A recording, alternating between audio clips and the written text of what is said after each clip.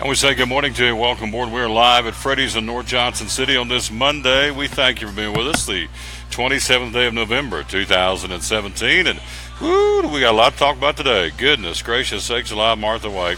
It is crazy out there in Knoxville in particular. And we're going to be talking about that, the obvious continuing saga, the unraveling, I guess, or I'm not even sure how to describe it. It's just kind of crazy, to say the least. Again, what's going on in Knoxville, and he's not coming. Now he's coming. Now he's not coming. Greg Schiano, the fiasco in and around the Tennessee football program. There's lots of moving parts. There's lots of folks, a lot of characters, a lot of storylines within the story, if you will. So we're going to be taking a look at that. We're here live again at Freddy's in North Johnson City, WSBR, and so we thank you for being with us again on this Monday, again, November the 27th. Hope you had a great Thanksgiving weekend. We're here at Freddy's, going to be here, of course, for a while till we get a chance to visit with some folks. Gavin Andrews is going to join us, coming by here in a little while. Gavin Andrews with the Johnson City Convention and Visitors Bureau. Coming up next half hour, Kevin Harmon joins us. Kevin's going to zero in on what's going on with the Tennessee football update. He's got the latest on the Tennessee football update. Also, Mike Hedrick joins us top of the hour with the NASCAR fan reporters update. It is awards week in Las Vegas. We'll talk about that. And also, Doug Fritz going to stop by and join us for the Johnson City Press a little bit later on as well. So all that plus the Gator Man's due to roll in here in a few minutes. So we're all here live again at Freddy's in North Johnson City on this Monday, November the 27th, show number 641. And again, the verse of the day says, "Call unto me, and I will answer you and tell you great and unsearchable things that you do not know." Bing! I know I forgot something. It's the bell, and I don't know where it's at. I hear it.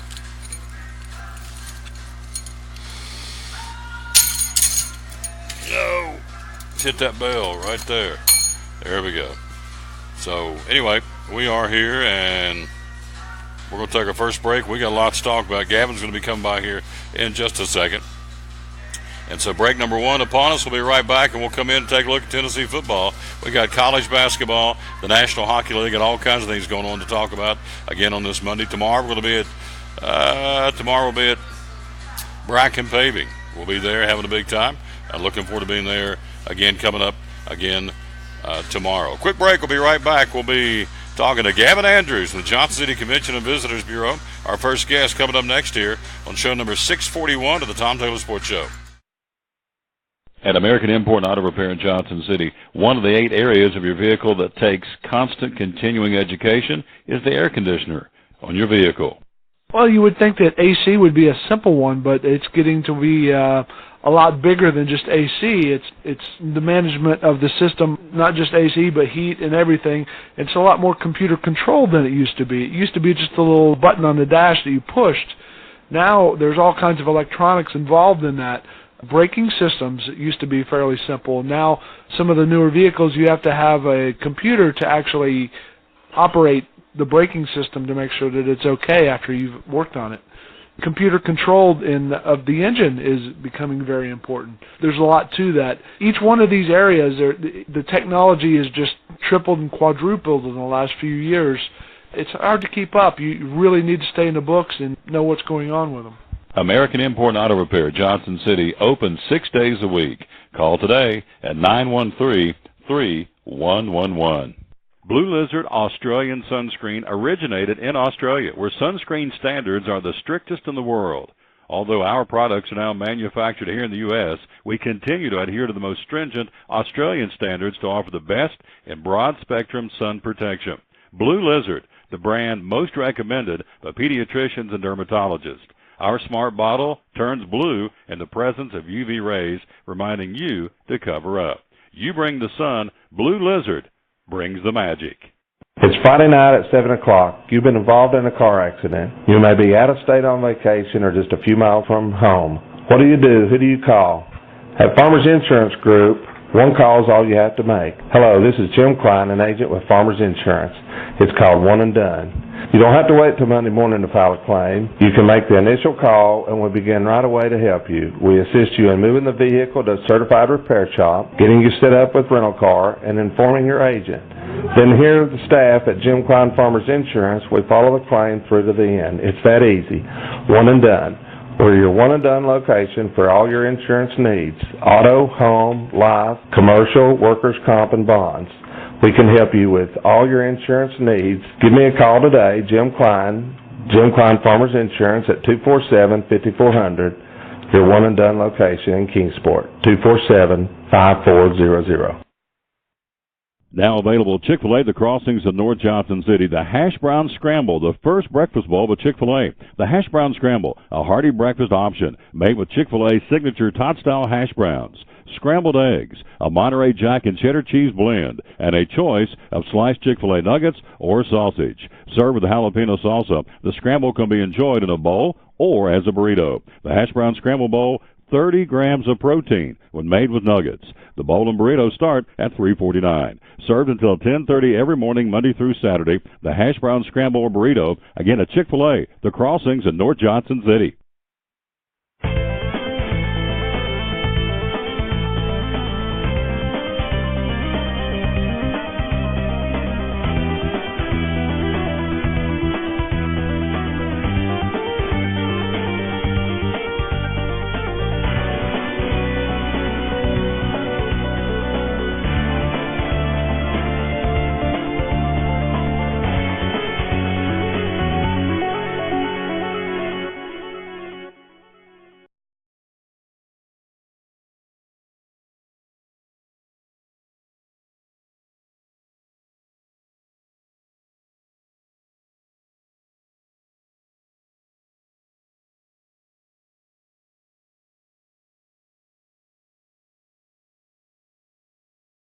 We're back with the Tom Douglas Sports Show. We're live again here at Freddy's in North Johnson City. Randall's going to join us in a few minutes, but as you see on the screen, Gavin Andrews of the Johnson City Convention and Visitors Bureau, to make it official, the Director of Sports Development is here, and it's been a busy year, 2017, for the Johnson City Convention and Visitors Bureau.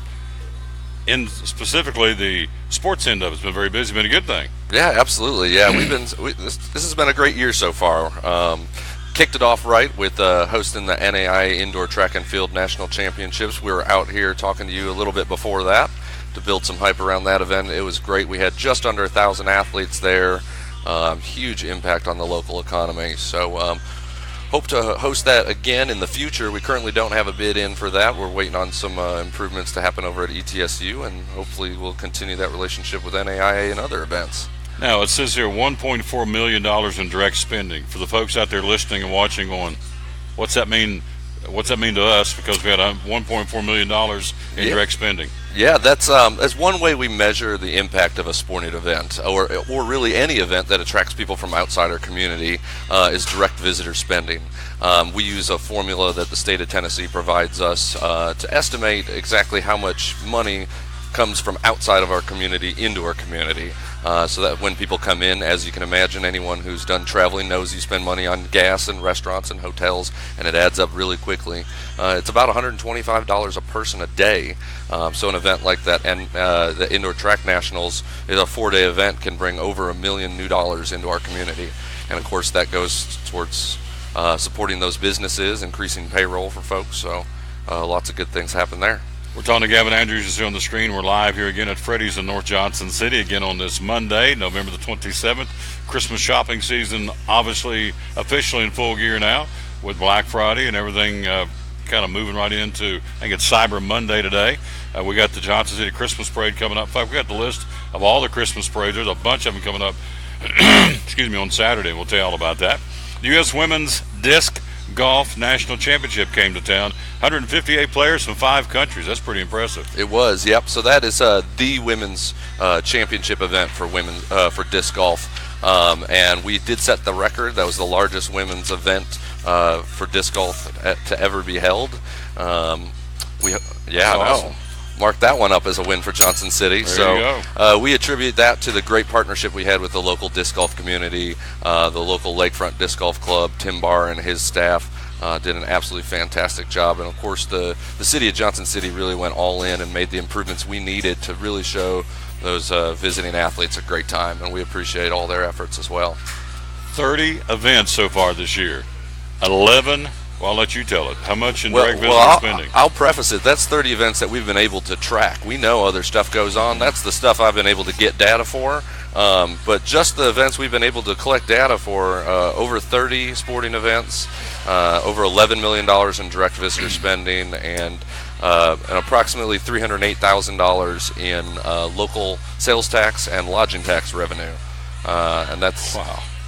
That's good. That's less that our local citizens have to pay, because those are taxes that folks from outside the community are coming in and helping us pay. So yeah, it's good. That's a great way to explain it. Again, we're talking to Gavin Andrews. So again, when you bring folks in from outside and they spend the money, the Johnson City residents or the King, wherever the tournaments are we're talking about, that particular municipality and their citizens, it's easier on their tax bill. Is that correct? That's right, absolutely. And the state issues a report every year, and in Washington County alone, visitor spending is almost $250 million. So that's about $250 million each year, and it equates it's over $350 that you don't have to pay extra on your taxes. So it makes it easy on our citizens to bring those folks in from out of town. Again, we're talking to Gavin Andrews, again, from the Johnson City Convention and Visitors Bureau. He's the Director of Sports Development. I want to have him on a lot in 2018. I want to push more.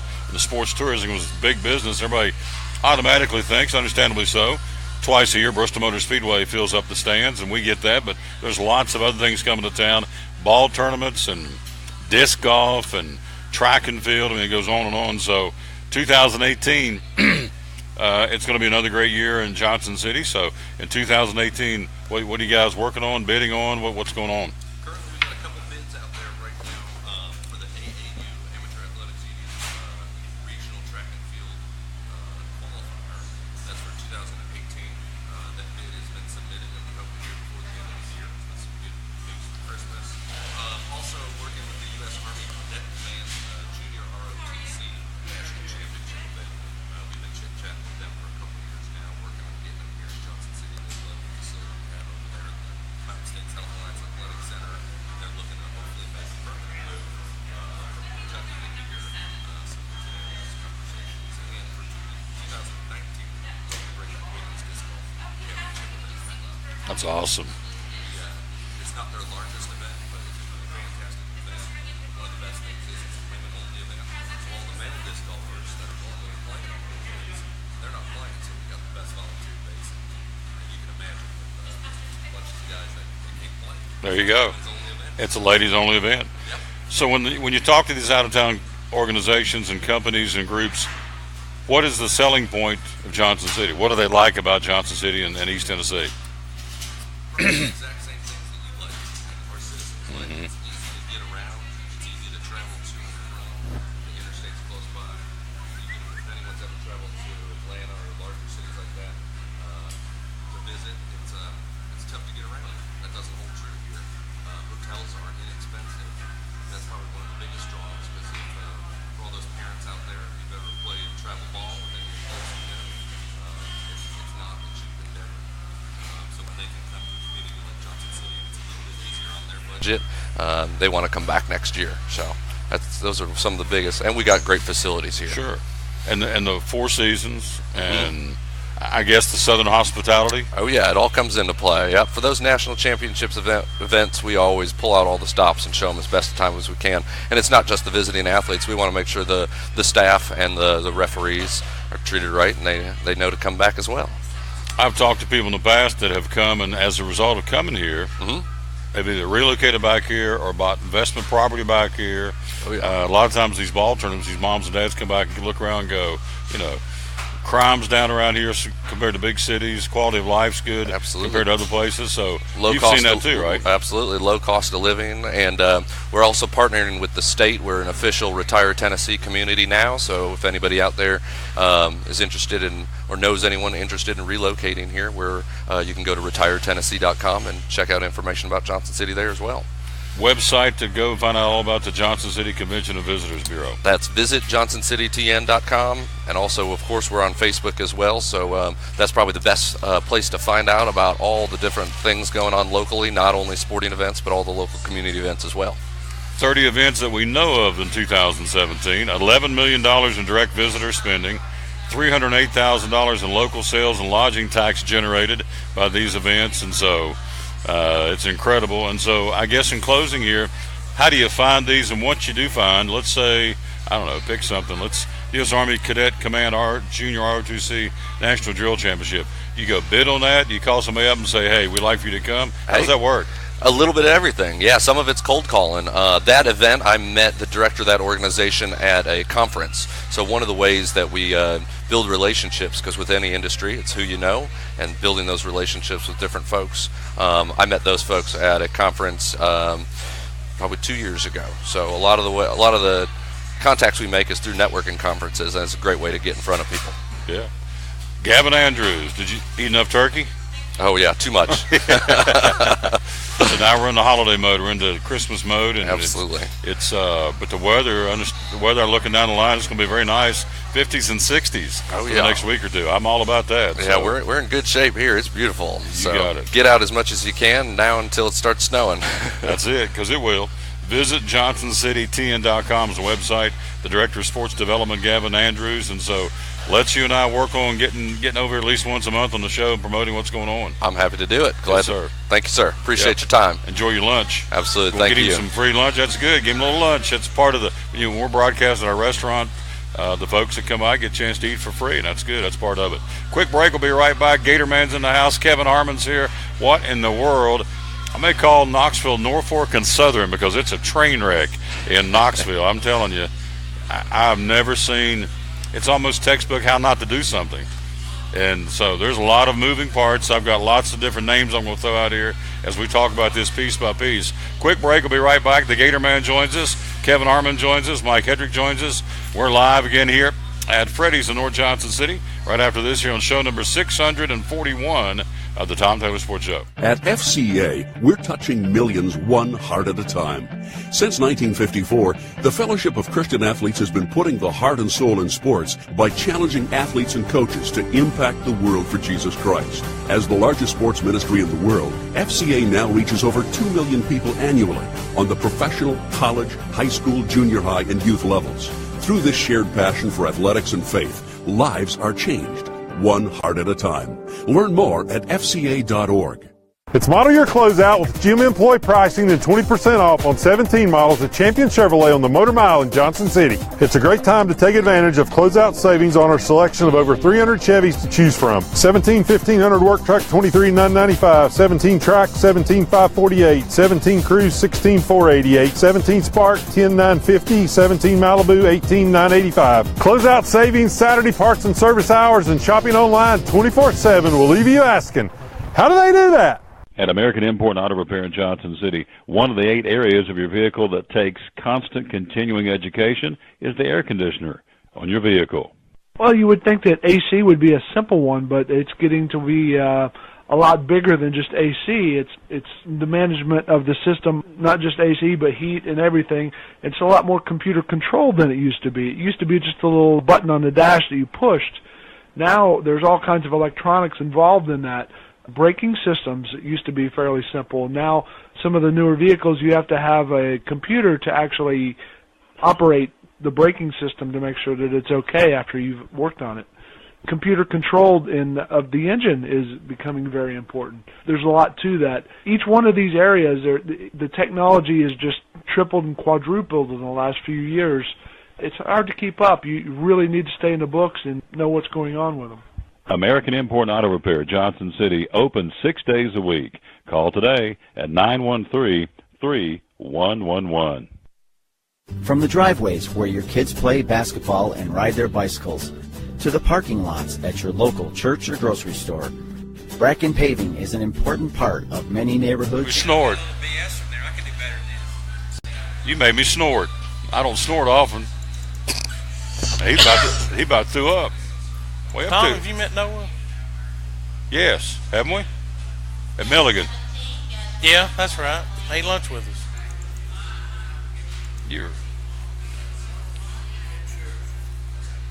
Yeah, church.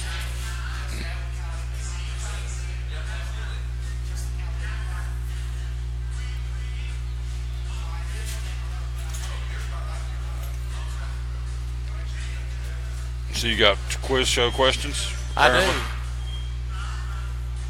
do. Okay. Make sure it's centered up, and it's not. Studio mode. Okay, we're out of that. And Went to the doctor this morning. Only had to wait 30 minutes. we're back live with the Tom Taylor Sports Show. Thanks for being with us again on this Monday. We're here again at Freddy's in North Johnson City. We're right now for Christmas. Here we go. The gift that brings gifts. Let me tell you about this real quick.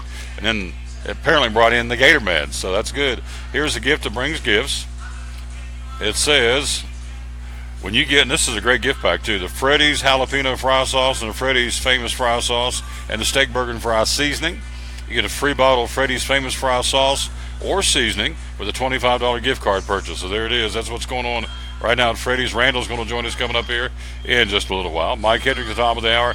Kevin Harmon coming up next. But first, the Gator Man has stopped by, which we certainly appreciate. Good afternoon, sir. Good morning, sir. How you doing? I'm just happy to be here. Happy. You got yourself a new football coach in Gainesville, and it's a good pick. And it's one Tennessee should have went after, but I don't know if he ever had a chance to come to Tennessee. I think this guy was kind of a foregone conclusion. He was going to be there. I kind of think so, too. As a Gator, wouldn't you think? I kind of think so, too. The only thing I'm worried about is I hope our fan base doesn't expect the Tim Tebow years as soon as he comes in. Yeah, he's got a good offense, a spread offense, but we've got two pocket passers. We don't have an option quarterback, so it's going to take time. Dan Mullen, your new coach at Florida, again replacing the fired Jim McElwain and the interim director Randy Shannon. So 69-46 as coach of the Bulldogs at Mississippi State, having led them to bowl games in each of his past 7 seasons. He was a former 2-time national championship winning offensive coordinator with the Florida Gators. So Dan Mullen, that's the guy. That's the one you wanted. It's the one you got, right? Oh, I know I'm you got happy him. with him. Yeah, I'm happy with him. I was kind of hoping for Norville out of Memphis, but I'll take Mullins. I'm not worried about it. There you go, Dan Mullen. So for Tennessee fans, we'll get into this in a minute. Mullen's off the board. Chip Kelly goes to UCLA. He's off the board. Then that's one I didn't want. Yeah, and then you've got, I'm telling you right now, John Gruden's not coming. So if you're a Tennessee fan and you're looking for John Gruden, it ain't happening. Kevin's going to talk about this in a moment. Greg Schiano is definitely not coming. So Tennessee's got some problems in a lot of different ways. And so we'll talk about that in a moment. But the Gator Man's in the house. Off today. Running errands. Thursday. Running errands. Yeah. Did you fluff and fold today? I fluffed and folded Thanksgiving morning. Thanksgiving morning, he fluffed and folded. Been to the laundromat. Got everything done. So I'm good. I slept in this morning. I didn't get up till 6. Good. Slept in. That's good. So, your Gators laid an egg against Florida State, but it's okay because we got Mullen. We laid a leg early all year. It's been a terrible year. Yeah.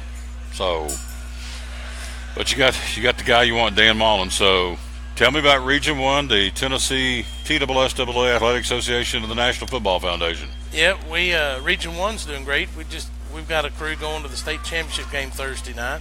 3A, so that'll be exciting to watch. We got a crew from here going.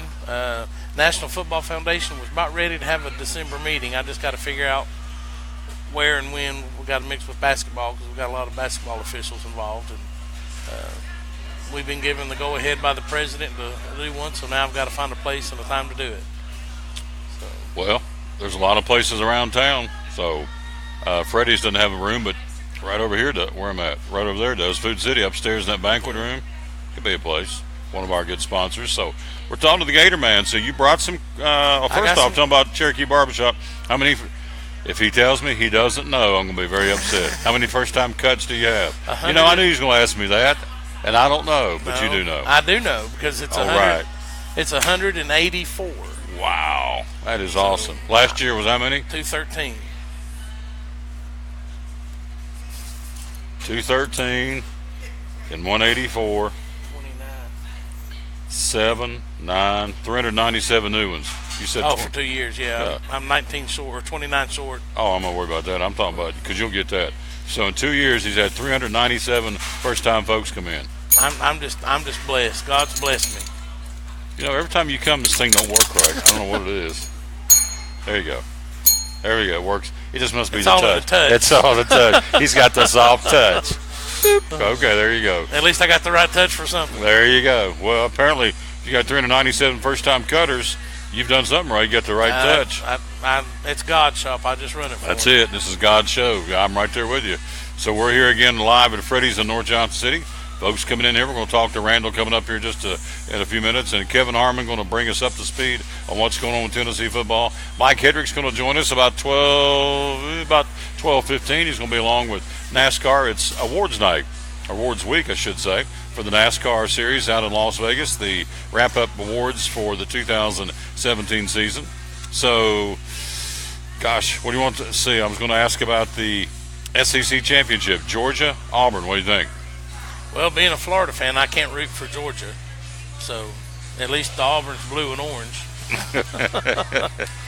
Well, go ahead.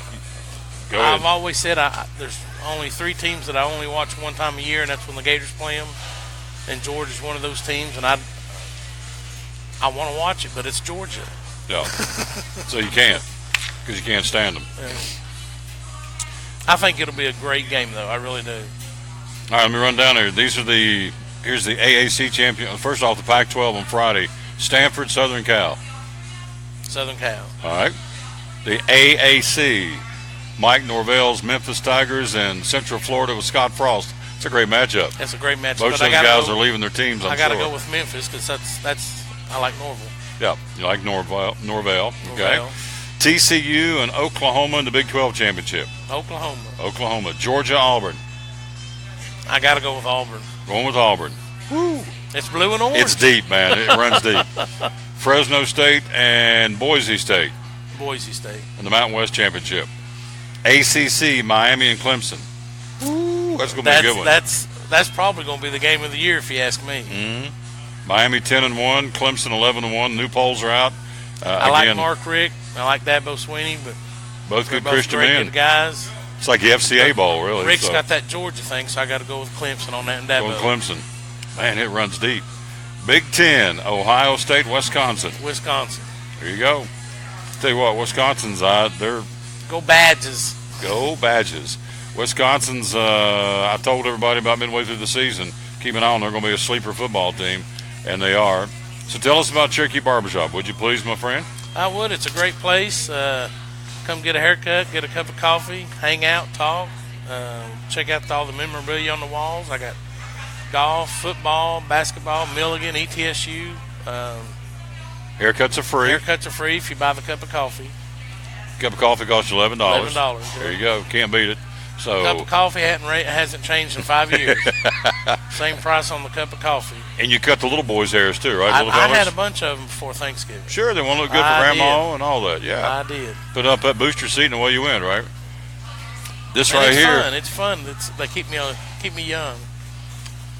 Gator keeps my beard trimmed. I got to get down. I'm due for a little trimming, kind of whipping into shape a little bit. So, and again, it's a good time to talk about the hair. PanteneBeautifulLinks.com. Grown it for cancer patients, for ladies going through chemo radiation. Once it gets long enough, you told me it wasn't that far away, right? You're close. Close. And we'll whack it off and start over.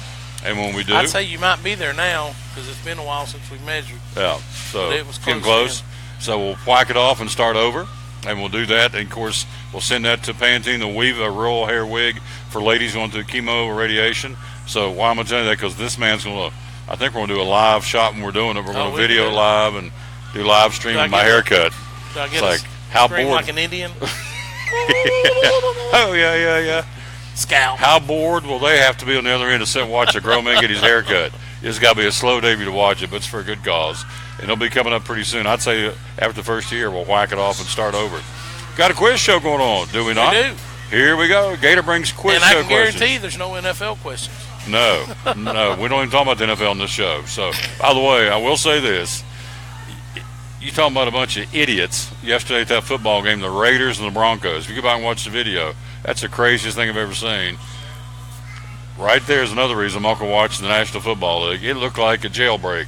People throwing helmets and sucker punching people, and the referees got knocked down and trampled, and ridiculous. The Raiders and the Broncos. So we don't talk NFL on this show except to talk about how stupid they are.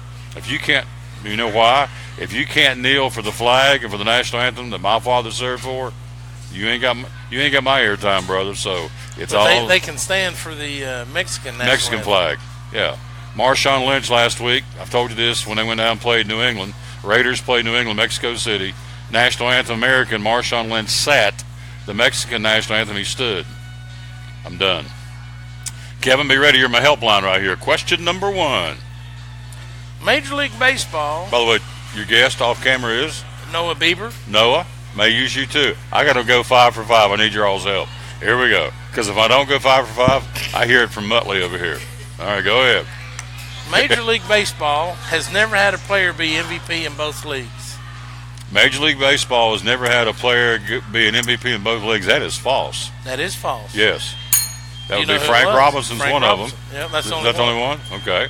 Hey, 1 for 1. Okay, now this is a little local question. Oh, okay. Be ready, Kevin. Be ready, The Noah. 1998-99 Milligan men's basketball team was the first team to go undefeated in the Tennessee Valley Athletic Conference. 1998-99 is the first time Milligan ran the table, or anybody in that conference? First time And it anybody happened to ran be that Milligan. table. True or false? I got you. 1988-99 Milligan men's basketball ran the table. Yeah. Well, here's the thing about Gator. They come from Mars, some of these questions. Noah, what do you think? You going to say false? You're going to say true? Thanks. Thanks, guys. All right, 1998-99, Milligan runs the table. You're talking about men's basketball. Men's basketball. First team to ever do it in that conference was Milligan's men's team.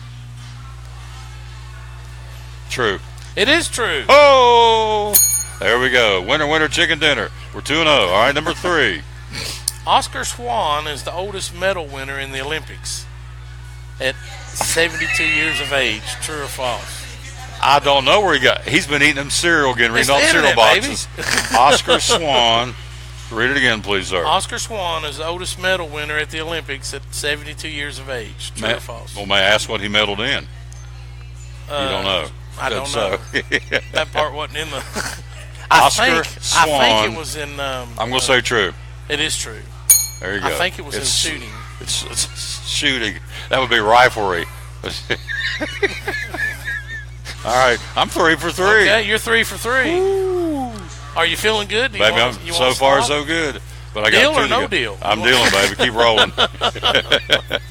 Okay.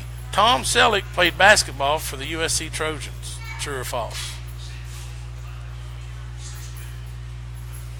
Tom Selleck played basketball for the Southern Cal Trojans.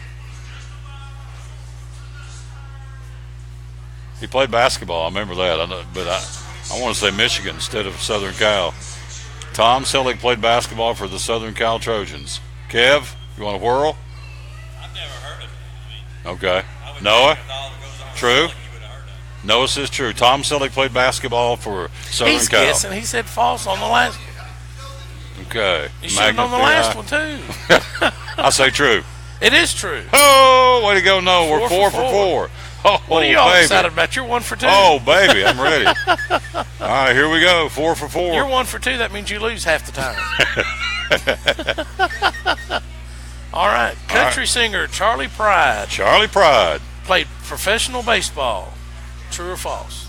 Now, professional baseball, does that include minor league baseball? That includes minor league. That is true. He played in the Yankee organization. Oh, 5 for 5. Yeah. Woo. There you go. Yeah, Johnny, what is my prize? I'm not Johnny. Here, award that to me, would you? Make it a big deal. I'd like to. You better flower it up a little bit, too. Hand me that plastic thing. There you go. Thank you. I want to say thanks to my mama and my daddy and to Gator and Noah. I'd like to thank all the little people. And all a the little couple of people, big big people, Munchkins, Giants, all of them. So there you go. Well, that's cool. 5 for 5 on the quiz show. That's a stroke of luck. Haven't done that in about 2 years. So anyway, we're talking about my man Gator. So That's why it's hard to come up with questions. What show were you on? 641. So divide that by 5. Yeah. That's how many times. That's a lot of questions. A lot of questions. Yeah. Anyway, we did it. We made it. It's good stuff. Go get you some lunch. Thank you for coming by. You're open Yes, tomorrow. sir. I'm open tomorrow. The holiday schedule is I'm doing something different this year. I'm taking a week at Christmas. Good. I've never taken vacation, but I'm going to do the same thing. Between week of Christmas and New Year's, we're going to shut her down and take some R&R. You know, everybody else does. I keep getting told by all my people, say, everybody else takes some time off. You need to, too. Yep. So, and everybody does, so we're going to do it. But you're going to be off between Christmas and New Year's. I'm coming, Thursday to Thursday. Okay. And then New Year's Day, I won't be there, but January 2nd, it's as normal. Cherokee Barbershop located right down on the South Run Street, right down below Tipton Ames Working Farm, Executive Park South. When the barber pulls out, the Gator Man's in. He'll be in there tomorrow, ready to go. Complex, come on in. You what? I'm down the middle of the complex. He is a complex. He's a complex person in the middle of the complex, but he's a good guy. I went 5 for 5. Man, I'm on cloud 9 now. It doesn't happen often. No, give me some taters. Boom. Get you some lunch, would you please? I should have said something about Marshall in there. Maybe next time. Maybe next time. Quick break. We'll be right back. We'll take a look. We're getting ready to talk Tennessee football. Train wreck. North Fork and Southern Railway. It's a train wreck in Knoxville. Kevin Harmon's got all the answers. He joins us next year. Our Tennessee football expert all season long here on the Tom Taylor Sports Show live at Freddy's. Good crowd in here for lunchtime. It's just getting cranked up. It's high noon. Mike Hedrick 15 minutes away here on the Tom Taylor Sports Show. At FCA, we're touching millions one heart at a time. Since 1954, the Fellowship of Christian Athletes has been putting the heart and soul in sports by challenging athletes and coaches to impact the world for Jesus Christ. As the largest sports ministry in the world, FCA now reaches over 2 million people annually on the professional, college, high school, junior high, and youth levels. Through this shared passion for athletics and faith, lives are changed, one heart at a time. Learn more at fca.org. American Import and Auto Repair in Johnson City takes care of both male and female customers, but owner Kim Smith says they have a special care and concern for ladies.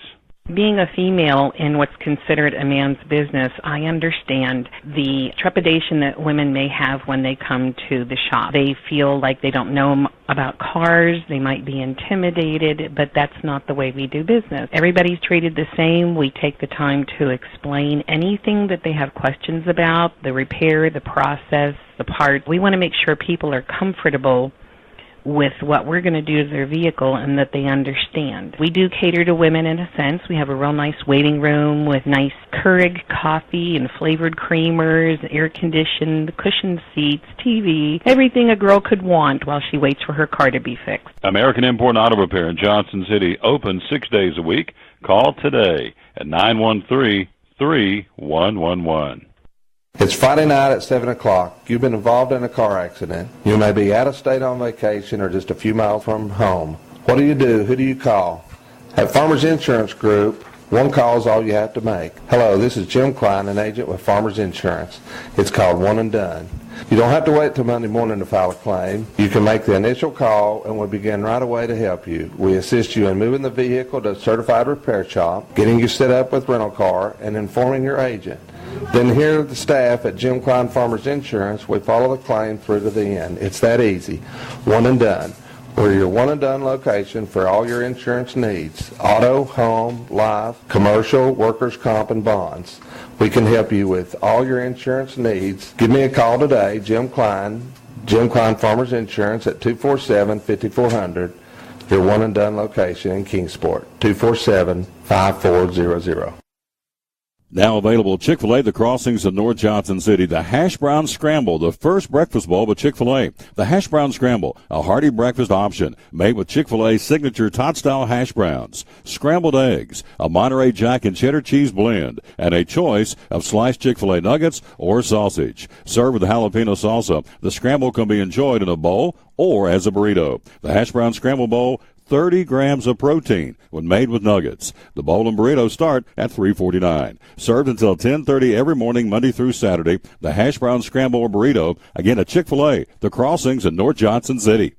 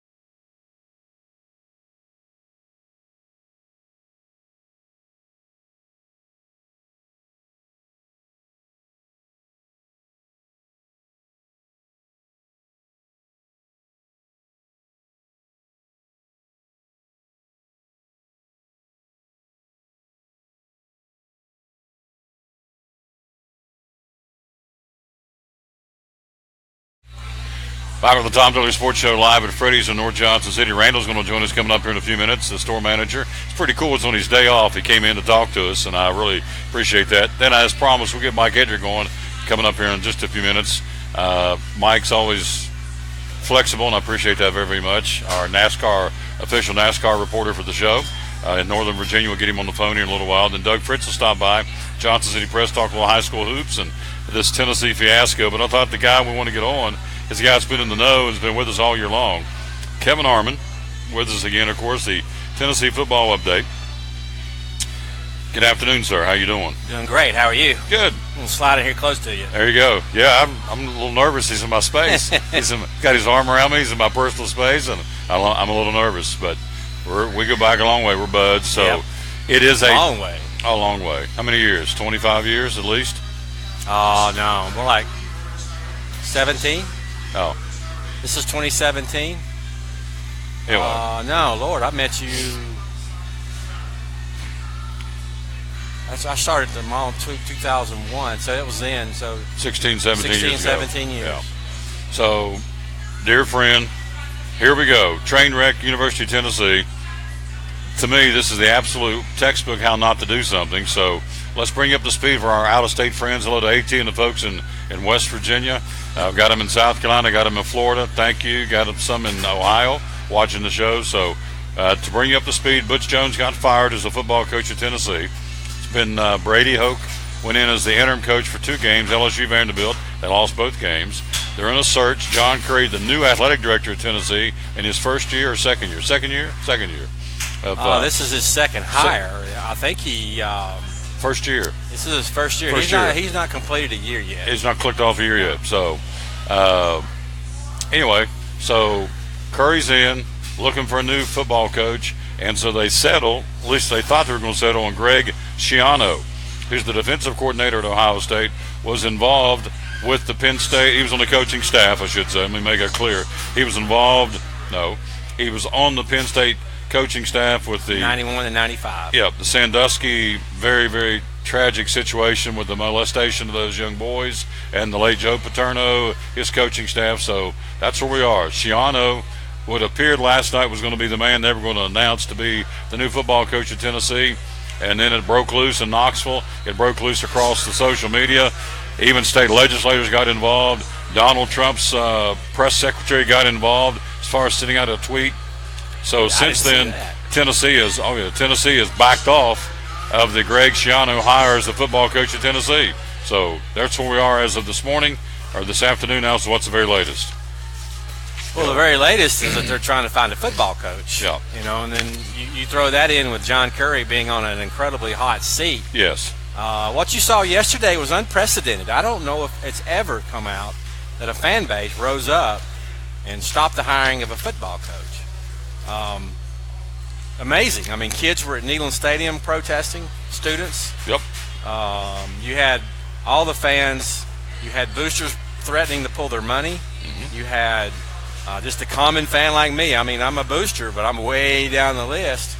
But, it was just it was not a good fit. And we knew it as fans. And most everybody now feels that Curry was very tone deaf. And he didn't listen to the people who were giving him advice. It was a personal decision. It's if you read the statement this morning, he'd known Schiano, he'd known him for a while, got to know him.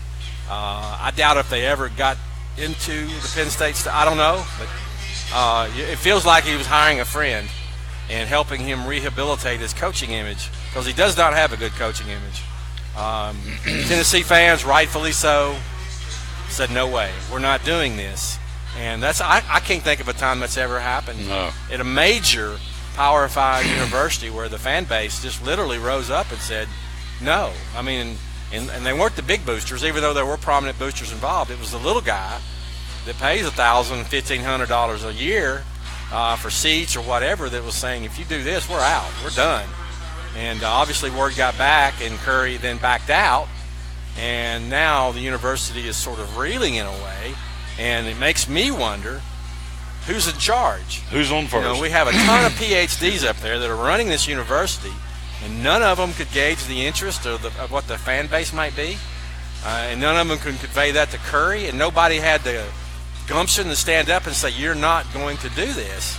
So it's obvious to me he didn't consult Philip Fulmer or Peyton Manning, and this is the guy that when Manning was quarterback at the Colts, he told his players to go for Manning during a quarterback sneak or the victory formation, and so much that Peyton Manning went and chewed him out about it.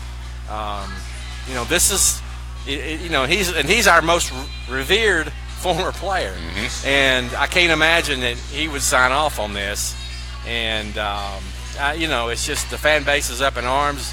They want Curry gone. It's going to be interesting to see what happens from here on out. I don't think the man makes it. I don't think he can survive this. And what's really disturbing to me is I have a son there, and he kicked these kids in the stomach. That's an embarrassing year we had. We're a football school. We identify with that, and this should be the best time of their lives, and he has absolutely kicked them in the gut. It's embarrassing. You had him up painting on the rock. It was just, how can he be so dumb? I'll stop. Now, painting on the rock for our out-of-state folks, there's a big rock in Knoxville where people spray paint messages on this rock. Is that correct? That's what you're talking about? That's correct. Okay, and what was on the rock? Shiano covered up child rape. Yep. That was. It laid it out there. Yep. And white background with black letters. My son tweeted me or texted me a picture of it, and I was like, oh my goodness. And then they went down to Neyland Stadium, and there were thousands of kids. Last time that happened was when Lane Kiffin left, and people took to the streets. And it's just been, you can't blame Jones on Curry, but now you look back on it, and this whole thing has been botched. John Curry's in trouble. We'll get to that in just a second. Yes. That's my humble opinion. White House Press Secretary Sarah Huckabee Sanders blasting Shiano on Facebook, citing his alleged involvement in the Jerry Sandusky cover-up scandal at Penn State. Again, they had kids in the streets, as you said. There were people burning mattresses. I read a story about that where there's some kids, some folks in Knoxville burning mattresses to protest, which seems a little out there as far as I'm concerned. But hiring Shiano would have been bad for business. Why didn't Tennessee test the waters with Shiano before making a move? That's a question. I think they did. What happened was that there was a booster that got wind of it. He went to Dan Wolken of Yahoo Sports or wherever he works and leaked it to him. And then Wolken took it to Twitter and said that they're in the final stages. And that's what blew this thing up. If this guy hadn't have done that, we don't know who it is, but if he hadn't have done that, they may have signed the deal and Tennessee stuck. Then it would have been a real mess. I don't believe they owe him any money because he just signed a memorandum of understanding, and that's not a legal document. But it was leaked, and luckily the fans got a hold of it before the deal was signed and stopped it from happening. If it would have happened, I think it would have been just a near riot. 8 pieces in the puzzle. I'm going to run them down one by one here before I let him go because I know, and we've got some folks waiting, but this is big stuff. But I want to get as much time with him as we can. But let's start with John Curry, the athletic director, first year, coming in from Kansas State, wants to make a name for himself. He has obviously blown this. How bad is this Tennessee botch? Very bad.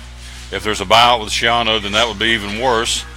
He quietly revived his coaching career as a successful defensive coordinator with Ohio State the last 2 seasons. Now, who's going to hire him? We'll get to that in a second. But John Curry, player number 1, athletic director at Tennessee. I say he'll fall on the sword because this is not only a regional or statewide, this is a national embarrassment for this football program, for Greg Schiano, and how it all came down. So there's number 1. Number 2 is Greg Schiano. Now, the other piece of this puzzle is what happens to the Ohio State fan base is, whoa, wait a minute. Tennessee people got a point. Why is he on our staff at Ohio State as a defensive coordinator? So what happens if they rear up in Columbus and say, we don't want this guy on our staff either because what happened to Penn State? This could damage Greg Schiano forever. I don't know if it will or not. I hope not, but it might. So Greg Schiano has caused Kevin Harmon to be very, very upset. And, there may be some legal ramifications from him because they said yes and then he backed out. So this guy's blown his cover. So now everybody knows at Ohio State he's interested in going somewhere else. He's currently the defensive coordinator at Ohio State. So this has long-term implications career-wise for Greg Schiano, I think. What do you think? It does. And, Schiano was there from 91 to 95. everything started to come to light when McCrary was there in 2000, early 2000s. But it had been going on since the late 80s.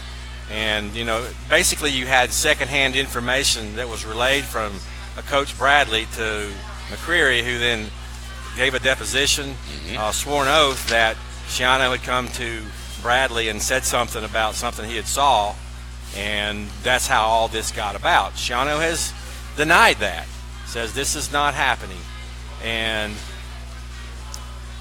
but there's gray area. There's gray there, and it hasn't been cleared up. But unfortunately, or however, his name is in this, and he's not been convicted of anything. He didn't have to. He wasn't one of the ones investigated, but he was there, and he was mentioned in a deposition. And Tennessee people are struggling with that, and so they don't. After you've been through Title IX and the things at Tennessee, you've had players arrested for all these assaults. You don't. It's just not the right thing to do to even consider it. Let him stay at Ohio State. He's a northern guy. It doesn't make a difference where he's from. It's not where. That's not the guy you go after. No. On the field, let's forget everything else that's off the field with Penn State. On the field, Greg Schiano, 68 and 67 at Rutgers in 11 seasons. Had one season with more than 10 wins. Now, he did have 6 winning seasons, 6 bowl games in the last 7 seasons at Rutgers. But in the Big East, which is not a football power conference, he was 28 and 48 as head coach. At Tampa Bay, 2 seasons as a head coach at Tampa Bay, NFL, 11 and 21. So this guy is not a proven winner. So Greg Schiano would not have been my first choice to begin with. Maybe he wasn't. They ran him out of Tampa. Player number 3 ran him out of Tampa. Player number 3 in all this, John Gruden. Now Curry, I would think John Gruden's sitting there like a Cheshire cat, going, "Okay, you guys need me, and I can save your bacon because that's what everybody wants." So Curry can call up and say, "Hey, I'm going to promise you the farm and then some," and Gruden can just sit there and say, "Okay," and he can do no wrong because he can come into Tennessee, name his price. Curry's trying to save his bacon, so he'll pay whatever he wants. So to me, John Gruden's sitting there like a Cheshire cat. I don't think he's coming. Every already said he was, but this may change his mind now because he is very much in the catbird seat in this situation because Curry needs him to take this job to save his bacon. Well, that would save his bacon. I think another player in all this is Jimmy Haslam, Pilot Oil, who has controlling interest and is a big-time booster for Tennessee, and he's the owner of the Cleveland Browns. And it's really a lot of the fans are really disgusted with him because he's the one that put Curry in there. It's come out, and he's the one that has pushed Schiano because he wanted Schiano to go from Tampa Bay to the Browns, even though after what had happened. And Jimmy Haslam has done nothing with the Cleveland Browns. I mean, the worst franchise in professional sports. Yeah. Soccer, you name it. They are the worst. And it's because he has his hands on it. And he's also the major booster at the University of Tennessee. And he has control, and he takes control over some of these hires. What we don't know is how hard he pushed Schiano down Curry's throat. He did go to bat for Curry and got Curry hired as the athletic director.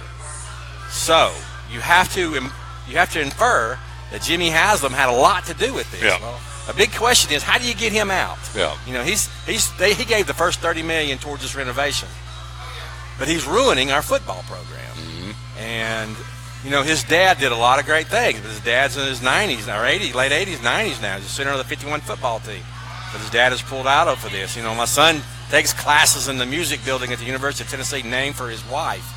The business school is named for Jim Haslam. You're not going to ever get away from him, but he needs to back out. He needs to get away, and he needs to back out and let Tennessee run Tennessee. You still have some Tennessee guys out there that could come and maybe do some things. I've got the perfect answer.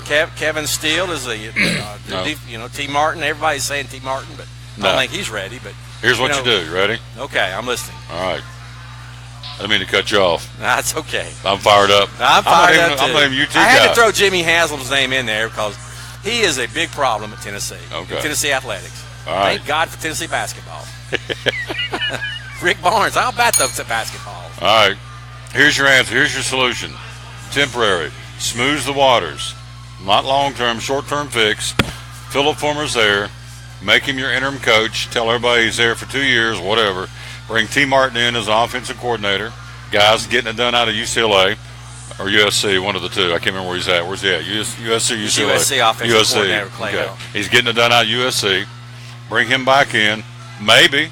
Now, this is a stretch. Bring Cutcliffe back. But he's there in camp, ready to go. Philip Fulmer solves the PR problem because you bring back a Vol for life. Albert Ainsworth says no longer supporting the school financially or otherwise because leaders no longer taking football seriously. We'll get to the president in a minute. I think that's a problem too. But short-term fix, bring Fulmer in or let him stay there. Make him the interim, like they did down in Ole Miss. They made their guy, took the interim off. He's now the head coach, Matt Luke, of the Ole Miss Rebels. He proved himself. Fulmer's there. He's a Vol for life. He's got the support of, hey, Peach, he's got the support of Peyton Manning, all the big names of Tennessee football, obviously. From a PR standpoint, maybe not the wins and losses the right hire, but this is an embarrassment to this program, to this university. Fulmer's there, put him in there, let him run it, and just tell everybody it's a 2-year deal, 1-year deal, not 1 year, 2 or 3 year deal, and then you go out and kind of fuse in somebody else. Because the other side of this is Chip Kelly's gone. Dan Mullen's gone. Scott Frost is going to be gone. That's your big three. Mike Norvell's still out there, but, there's more coach openings coming up. So if I'm Tennessee, and I'd keep Hoke, leave him on the staff in some way, shape, or form, but I'd make Fulmer your interim head football coach for 2 or 3 years, and then that solves the PR fiasco. Curry saves his bacon, for at least short term, and Tennessee has a proven winner.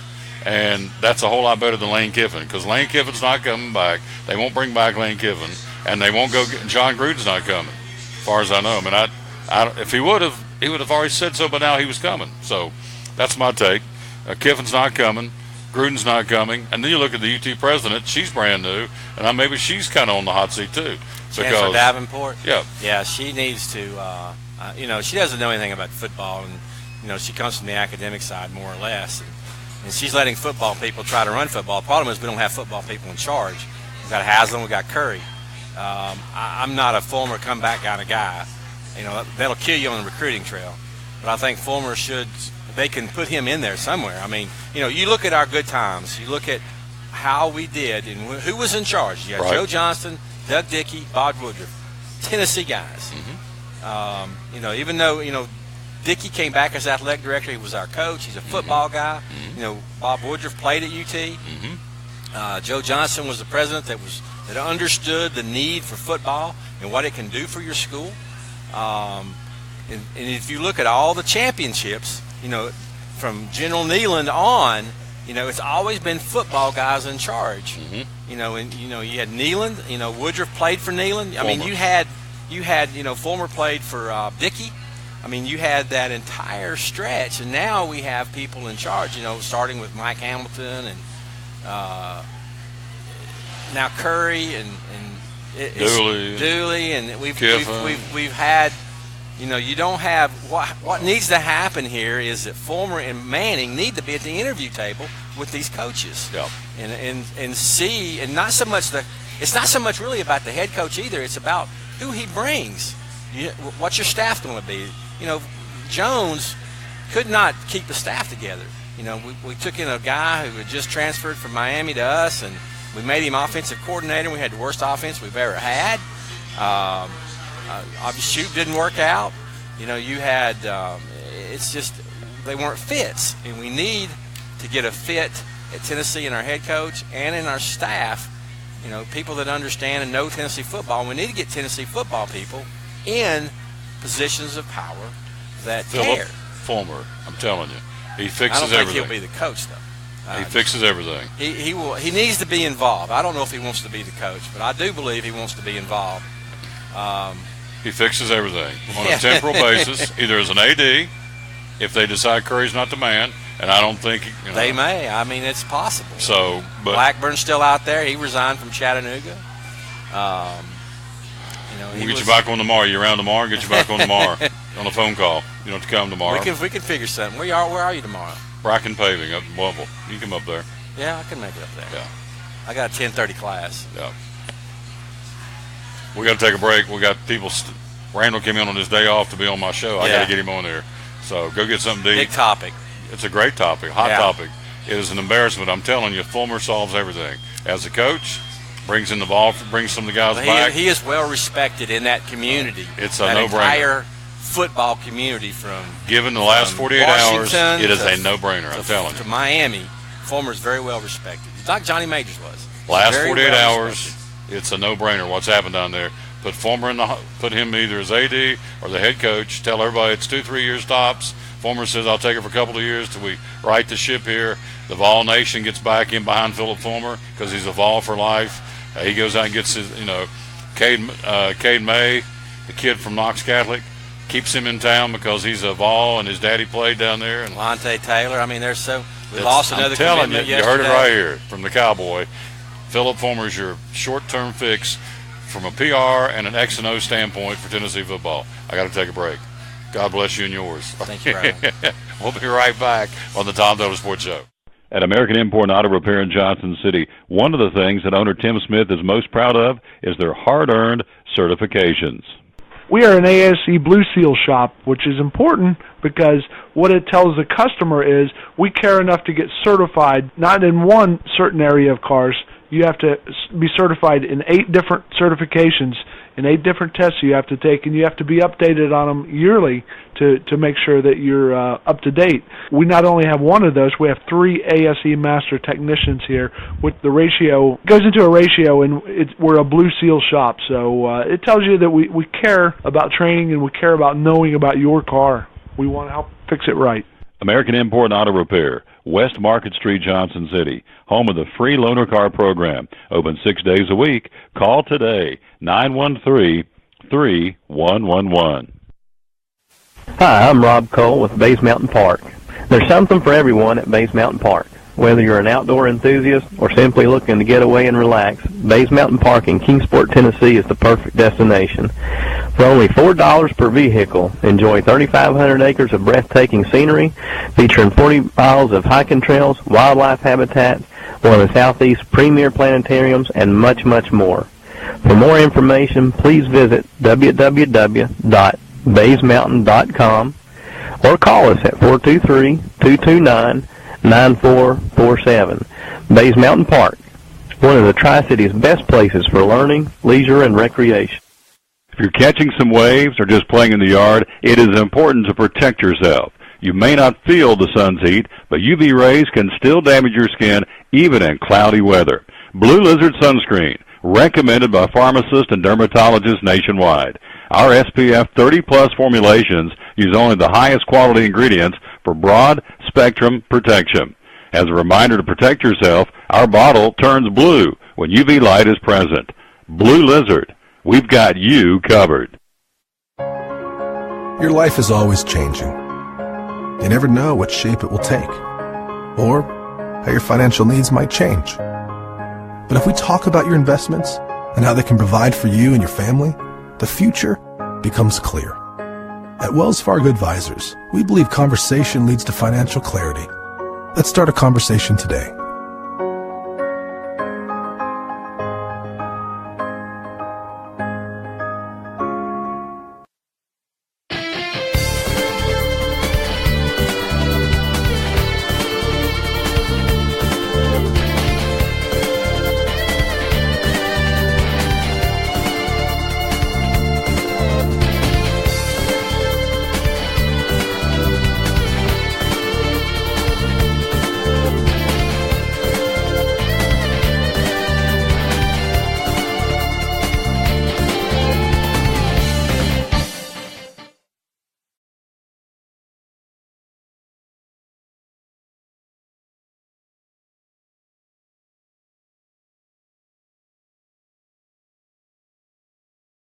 Back at the Tom Taylor Sports Show, we're live here again at Freddy's. The man's in the house. He came in on his day off. How about that? I appreciate that very, very much. And so we could have been in here talking about Tennessee football all day long. We got a stock of college football we're going to be talking about. We got some NBA, some National Hockey League, some college basketball. We get to all that coming up here in a few minutes. I promise you, Mike Hedrick's coming up next. I know we're running late, but I appreciate him very, very much. It's been a busy show, and we like that. Randall's in the house again. Freddy's. Let's go ahead and talk about this. This is a great combination for Christmas. The Freddy's fry sauce and got the Freddy's famous jalapeno fry sauce. Tell me about this for Christmas.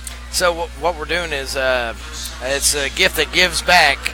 You buy a $25 gift card and you get a free sauce or a free seasoning in return. So it's kind of a win-win situation there. We've got all kinds of good stuff in the. There's that's a going gift on. that We brings still got gifts. the pumpkin pie concrete on the other side of that. It's still running until the day before Christmas. We'll run it all the way up. It's so good. We've sold so many pumpkin pie concretes. Well, listen to me when I say this. Come get a pumpkin pie concrete. It is out of this world. It is unbelievably good. We'll get one today. If I don't get anything else when I get done with the show, I'm going to get me a pumpkin pie concrete right there. Again, tell us it's an actual chunk of pumpkin pie. Oh, yeah. It's a whole slice of pumpkin pie blended in with our famous vanilla custard and topped off with a little bit of cinnamon. Oh, you can't beat it. And That's we got awesome.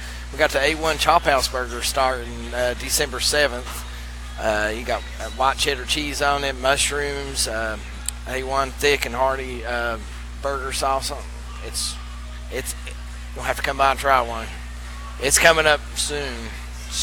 Like December the 7th. Yeah, December the 7th. We're talking to our buddy Randall again. So, again, the gift that brings gifts. So, you get a bottle of Freddy's famous fry sauce or seasoning with a $25 gift card purchase, and you get the free steak, burger, and fry seasoning right there, the little one. Yeah. So, that's a great deal. Yeah, it's a good deal.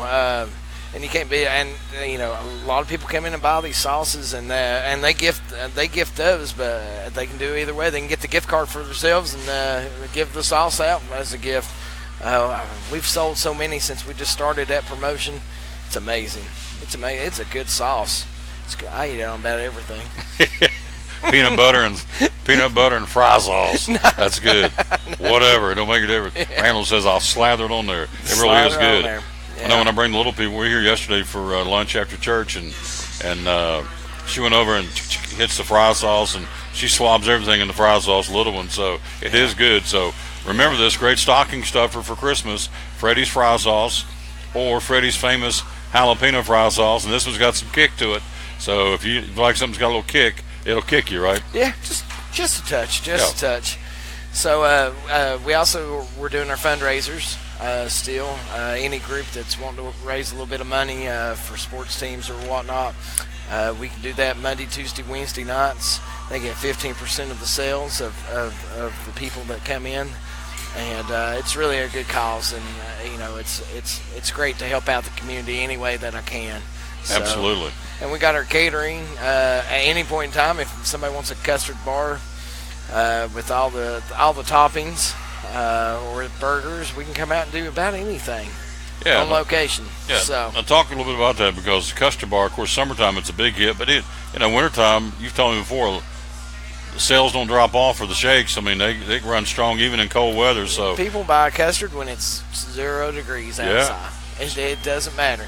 So tell us about the custard bar that folks can you kind of plant that seed to use now or a little bit later on in 2018? I mean, if it's a birthday party or if it's an office party or, you want to take care of your employees and show them a Merry Christmas, you can come in and we can set up vanilla and chocolate custard and, 5 or 6 toppings of whatever you choose, whether it's chocolate chips or strawberries or Reese Cups.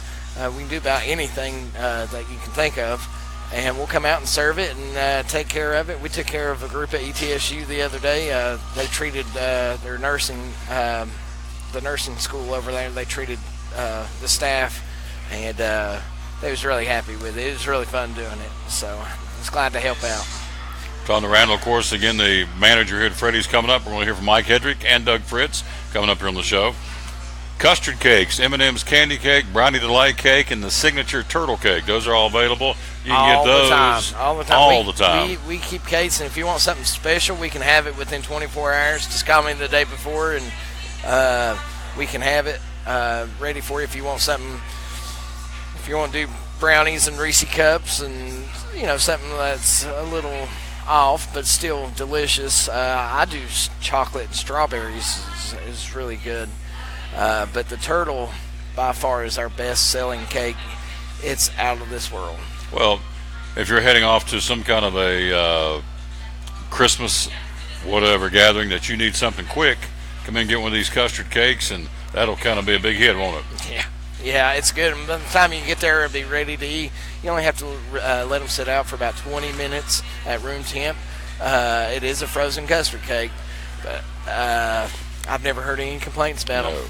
So it would be a big hit at any office party or party that you might be going to for the holidays. So I keep looking at the M&M's candy cake. That kind of flips Looks my good, trigger. don't it? It does look real good from over here. And the brownie delight cake and the signature turtle cake, but the M&M candy cake's got M&M's sprinkled up on top, right? Mm-hmm. Yeah, and we can pretty much make it any way that you want. It's like a strawberry cheesecake cake. We just layer it with strawberries and cheesecake on top and put it throughout the cake too. Anything that we get as far as the toppings on the cake, we mix it into the cake as well.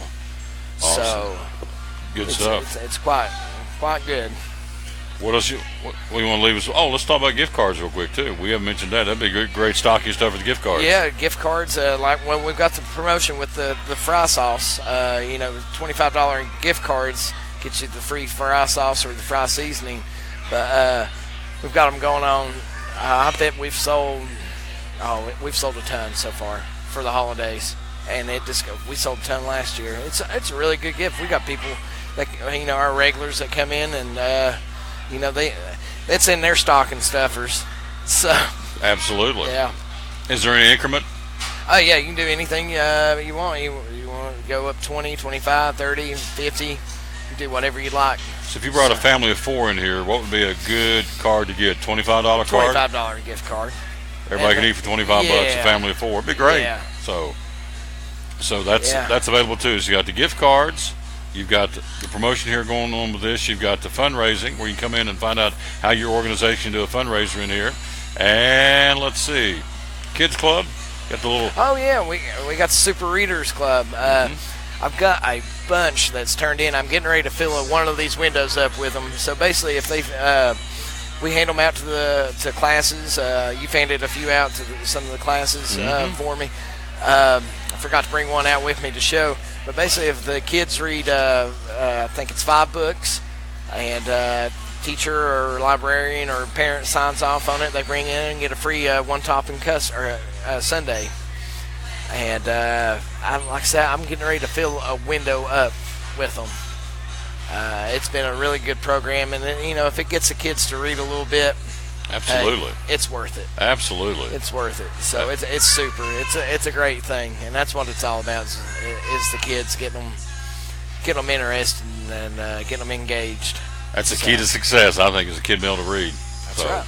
That's right. If you can get them to read and read professionally, I think you got a leg up. So that's right, you do.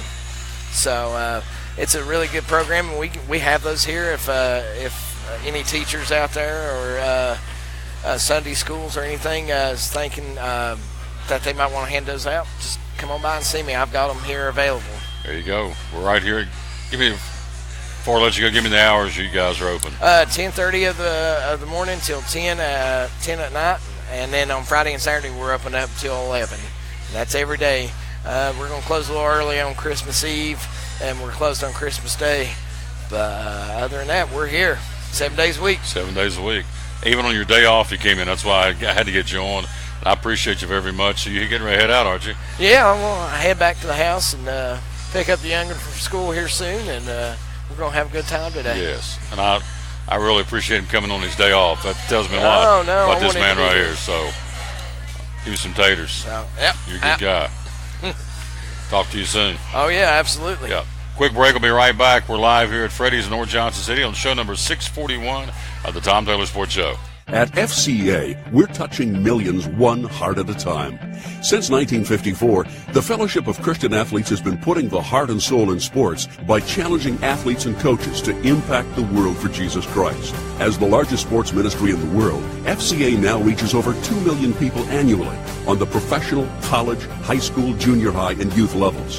Through this shared passion for athletics and faith, lives are changed, one heart at a time. Learn more at FCA.org. American Import and Auto Repair in Johnson City takes care of both male and female customers, but owner Kim Smith says they have a special care and concern for ladies. Being a female in what's considered a man's business, I understand the trepidation that women may have when they come to the shop. They feel like they don't know about cars, they might be intimidated, but that's not the way we do business. Everybody's treated the same. We take the time to explain anything that they have questions about, the repair, the process, the part. We want to make sure people are comfortable with what we're going to do to their vehicle and that they understand. We do cater to women in a sense. We have a real nice waiting room with nice Keurig coffee and flavored creamers, air-conditioned, cushioned seats, TV, everything a girl could want while she waits for her car to be fixed. American Import Auto Repair in Johnson City, open 6 days a week. Call today at 913-3111. It's Friday night at 7 o'clock. You've been involved in a car accident. You may be out of state on vacation or just a few miles from home. What do? Who do you call? At Farmers Insurance Group, one call is all you have to make. Hello, this is Jim Klein, an agent with Farmers Insurance. It's called One and Done. You don't have to wait till Monday morning to file a claim. You can make the initial call and we'll begin right away to help you. We assist you in moving the vehicle to a certified repair shop, getting you set up with rental car, and informing your agent. Then here at the staff at Jim Klein Farmers Insurance, we follow the claim through to the end. It's that easy. One and Done. We're your one and done location for all your insurance needs. Auto, home, life, commercial, workers' comp, and bonds. We can help you with all your insurance needs. Give me a call today, Jim Klein Farmers Insurance at 247-5400. Your one and done location in Kingsport, 247-5400.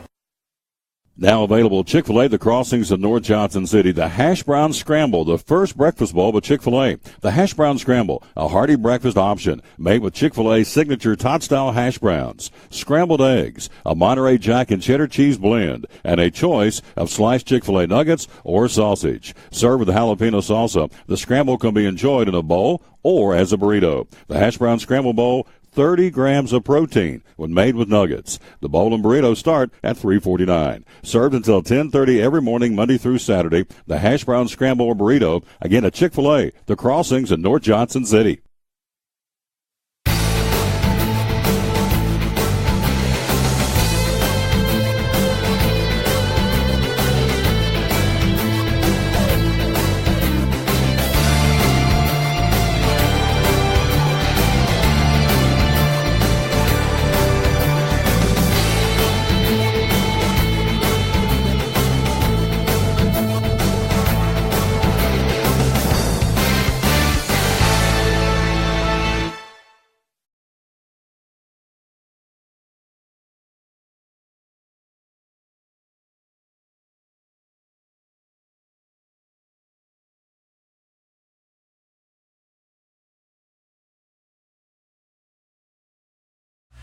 And we're back live on the Tom Taylor Sports Show. Let's go to Northern Virginia. I'm not sure what the guy said. He said, did you know there's a fake moon landing? I'm not sure what he was talking about. I mean, I know they're saying that the moon landing was not actual. It was made up. It was shot in a setting in Arizona in some backdrop setting. That anyway, this guy just now walked by and said, are you talking about the moon landing? I said, no. I'm talking NASCAR with Mike Edrick in Northern Virginia. Good afternoon, sir. How you doing? Doing great. You got the. I always enjoy watching the show before I'm going to be on there because you always have the most interesting guests, and then also surprise appearances from just people coming through all the great locations. Yeah. Always fascinating. Always a great watch. Yeah, I think the guy himself. I think he's been on the moon. He said, "Man, are you talking about the moon?" No, I'm not talking about the moon. Anyway, the guy came by and so he said, "Have a great day and Happy Easter." And I thought there's a red flag. So it's Christmas season. So anyway, we're here. We're ready to go, and it's awards. It is awards week in NASCAR in Las Vegas for all three series, and it's going to be a special, sad but bittersweet special week with the retirement of Dale Earnhardt Jr. So take it away, my friend. It's awards week. Tell me about it.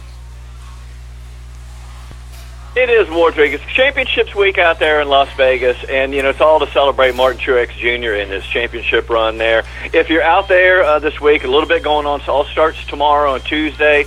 There's a fan lounge you can go to. There's a great autograph session over at their main complex, and then tomorrow night from 9 to 10:30, Dale Jr. is going to be at the Cosmopolitan. They're having the appreciation big thing there for him and all. It's a big gala. On Wednesday night, they have the Myers Brothers Awards right there, and then also Victory Lap. So stuff's going on there. Thursday is going to be the big Monster Energy Cup Series Awards. That's when you have the red carpet and you get all the lovely people. I just double-checked with Bristol Motor Speedway, see if they needed me, but evidently they don't have a tuxedo that's going to fit. Or they didn't need me. I haven't heard back from them. But it looks like it's going to be a lot of fun, and it's all out there to celebrate a champion. And we have a really great champion in NASCAR this year here with Martin Truex Jr. Well-earned, fantastic season, the 8 wins, taking it all the stage wins. I mean, it's a storybook from beginning to end with him. Sherry Pollock, his lovely girlfriend that I wish he would marry. How come nobody says it? Everybody has a girlfriend, but hey, put a ring on it there, Martin. If you're listening, I know you watch the show. Tony Stewart did. He went and got himself a young lady that's going to get hitched up with him. So Smoke's going to have a Mrs. Smoke. So Truex needs to go ahead and marry this young lady, and they've been through a lot together. And I appreciate his devotion to her, given the fact she's going through and still going through cancer and cancer treatment. So Martin's a good guy. She apparently stands by her man, and he stands by his lady. So that would be a good one to get married. Obviously, that's one to take home to mama. So anyway, Truex is your champion. The award's coming up this week. Driver ratings for 2018. Who do they think is going to be the champion next year already? Tell me about it. And the crazy thing is almost at the end of every season, whoever is the champion, usually they'll say, hey, that guy's got another run. He's the guy to beat. Not this time right here. We would think that everybody would think that it's Martin Truex Jr. Now, the driver ratings I'm going to give you come from Las Vegas, and I don't bet. I know that you don't bet, so we're going to take these just for entertainment purposes. But they have Kyle Busch at the very top. They have Kyle Busch at number 1 driver rating with Kevin Harvick, Larson, and Martin Truex all the way down into 4th. So Chase Elliott winds up being 5th.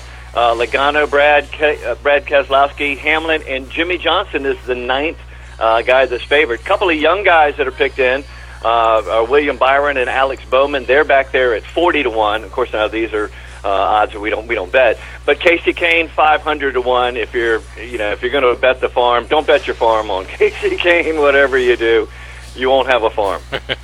What's interesting, why would you not come back and immediately pick the reigning champion to come back and defend it? What's the criteria to pick Kyle Busch instead of Martin Truex Jr.? I don't know what they go by with that. Maybe it's just the input that they have from bettors. Maybe it's a betting kind of thing. Me personally, I think you have to say the momentum is with Martin Truex Jr. That his Furniture Row team out there. They went from having a 2-car team, this last year. He went to the championship. They're going to be more focused next year. They're going to be down to a 1-car team. The 77 is not coming back because Eric Jones, that Jones boy, he's going over to fill the number 20 spot at Joe Gibbs Racing. So you would think that Truex and all them would be more focused, and you would think that would be who everybody would figure as the champion. I kind of thought Kyle Busch was going to be the champion this year here. So it doesn't really surprise me that people still see him as a front runner. I mean, he's just a year after year after year proven winner. But like we talked about last week, now we have several guys. We've got 5 different guys in the series right now that have a single championship, and Jimmy Johnson that has 7 championships. Kurt Busch has a championship from way back in the day, from back in 2004. Brad Keselowski, Kevin Harvick, Kyle Busch has 1, and now Martin Truex has 1. Who's going to really step up and start being, hey, I'm really more than just a 1 championship guy, which is a lot to be said about that. Don't get me wrong, but really you start setting your legacy when you become a multiple champion. I mean, recently we had Tony Stewart. He had 3. Jeff Gordon had 4. We know Jimmy Johnson's got 7. So yeah, I think to me, I think it's one of those 2 guys, Kyle Busch or Martin Truex, has got to be somebody that's going to go in there and try to set themselves up as having a legacy and as actually being somebody who's going to be first ballot Hall of Fame. We're talking to my man Mike Hedrick in the NASCAR Fans Reporter. Coming up, let's hear from Doug Fritz from the Johnson City Press. Dale Jarrett says, we keep talking about Kurt Busch not signing with Stewart-Haas Racing. Still hasn't signed. That's been going on since the Bristol race in August. So now I'm hearing Dale Jarrett says, don't be surprised if Kurt Busch doesn't sign with Stewart-Haas, and they bring in Matt Kenseth to drive for Stewart-Haas Racing next season, the number 41 Ford. Interesting something's up, because Kurt Busch, you would have thought had been a foregone conclusion he would have re-signed, but he has not. So, hey, there may be something to it. Dale Jarrett, I think, will probably have his ear to the ground in the garage in NASCAR. So, Mike Hedrick, what do you think? Matt Kenseth driving the 41 next year, Stewart-Haas Racing, is that a possibility? Well, I think if Dale Jarrett's definitely got his ear a lot closer to the ground and to the garage than I do. And if he's hearing something, that there's something to be heard right there. I think you do have a good relationship between Kenseth and Tony Stewart. They're veterans. They've been around the sport a long time. I think maybe Tony Stewart thought that Kenseth got a little bit of a raw deal. But to do that, you're also moving out a good driver. Now, people don't always like Kurt Busch's attitude, which has evolved over these last bunch of years to be much more workable. But he is a champion, so I'm not sure where that lies, whether how that goes, because Kurt's going to want to wind up being somewhere, and this is a late season move for him to have to be scrambling for a seat himself. Very interesting. I like the idea. I like the idea of having Matt Kenseth still riding around next year. I think he's still got a lot to offer the sport, and he's got a lot to offer a team. As long as a team has a car that's that can get him into the championship. He doesn't want to drive an inferior car, and we know that those Stewart-Haas Fords over there, they're proven to be really fast, and put him in one, you may get another championship right there. That would make him the first multiple champion, because he's got a championship from way back in the day as well. Mike Hedrick will join us again Friday from Food City on Food City Friday, Virginia Avenue in Bristol. Before I let you go, what's the very latest on Chris Buescher? There's some changes there. What's going on? Yeah, Chris Buescher, and we're going to, JTD Doherty has bought the charter from Furniture Row, the number 77, and so that's going to give Chris Buescher in the number 37 a locked-in spot in those 36 charters. Now, as soon as I mentioned that charters, I got a couple of my buddies that look like deer in the headlights. So what I'm going to do is, I know a little bit about charters and how they work. I know that there's 36. Tom, I'm going to do my homework this week, and then when I come back Friday, we're going to be able to explain, why there's charters, how they work, who's got them, who needs them, because right now, to have a locked-in spot, the number 12 Penske for Ryan Blaney needs a charter. The Wood Brothers need a charter for the 21 with Paul Menard, and the 72 of TriStar needs a charter to have Cole Witt locked in. So I'm going to do my homework here this week. I just keep on busy here in the off season. We're going to come back on Friday. We're going to talk about charters, and whatever they did on the red carpet out there in Las Vegas may not stay out in Las Vegas. You got it. Screen taters, my friend. Screen taters. Screen taters, thank you very much. God bless everybody real good. Woohoo! Talk to you Friday. My man, again, great job as always. We appreciate him very, very much. That would be our buddy Mike Hedrick with us again, the NASCAR fan reporter. Hey, we're live at Freddy's in North Johnson City. It's Rundown College Football. We've got it for you. Doug will join us coming up in a few minutes. Doug is enjoying lunch here at Freddy's, and we will get to him in just a second. All right, the very latest, we've got Greg Schiano is not coming to Tennessee. There has been a major upheaval about that, so he is not coming. We do know that Dan Mullen is the new coach for the Florida Gators, 69-46 at Mississippi State, having led them to bowl games in each of the past 7 seasons. And so Dan Mullen officially in as the coach for the Florida Gators. Matt Luke has been named the official coach of the Ole Miss Rebels. He had the interim tag on his name beside his name this season. He went 6-6, even though they've been banned from postseason play. Beat Mississippi State in the Egg Bowl. He is now the head coach at Ole Miss. Todd Graham gone at Arizona State after 6 years leading the Sun Devils football program. He was overall 46-31 at Arizona State. 46-31 with a 31-23 record in conference play. 1 division title, 2 10-win seasons, gone. Looks like, again, Todd Graham, they're going to have to pay this guy $12 million. This is not a breakdown. It's a one lump sum. He's out. Looks like maybe Vanderbilt coach and Phoenix native Derek Mason may go to Arizona State. Memphis coach Mike Norvell may go. Tennessee A&M coach Kevin Sumlin may go. So that's what's going on at Arizona State. Arkansas looking at Brent Venables, the defensive coordinator at Clemson, or Memphis coach Mike Norvell to take the place of Brett Bielema.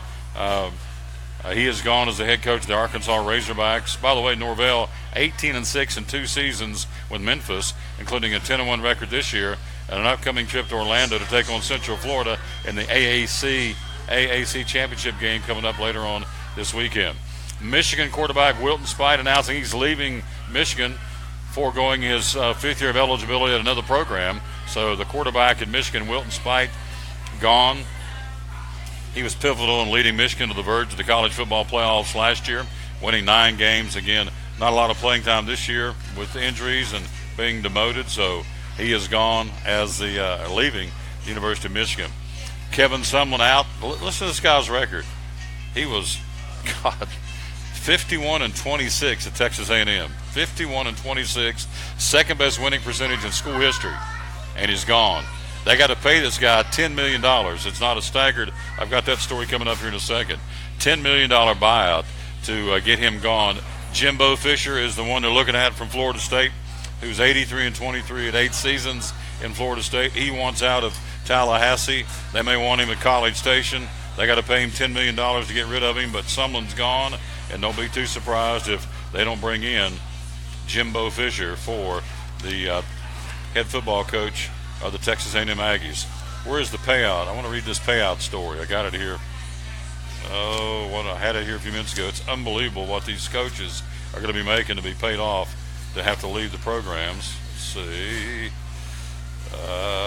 Yep, here it is right here. Check this out. This is what these guys are going to get paid to leave the programs. Brett Bielema, $5.9 million. Mike Riley's gone to Nebraska, going to pay him $6.6 million. Todd Graham, $12 million. Texas A&M's Kevin Sumlin, $10 million. Jim Moore, UCLA leaving, they owe him $12 million. Tennessee owes Butch Jones $8 million. It's unbelievable. Florida's not announced his settlement with Jim McElwain yet. They got to pay this guy because they got rid of him. They have not talked about that. Some of these schools or some of these coaches get the full buyout amounts regardless of whether they take other jobs. Some coaches, if they take another job, then it's a reduced payout at the school they're leaving. Arizona State, they got to pay Todd Graham $12 million.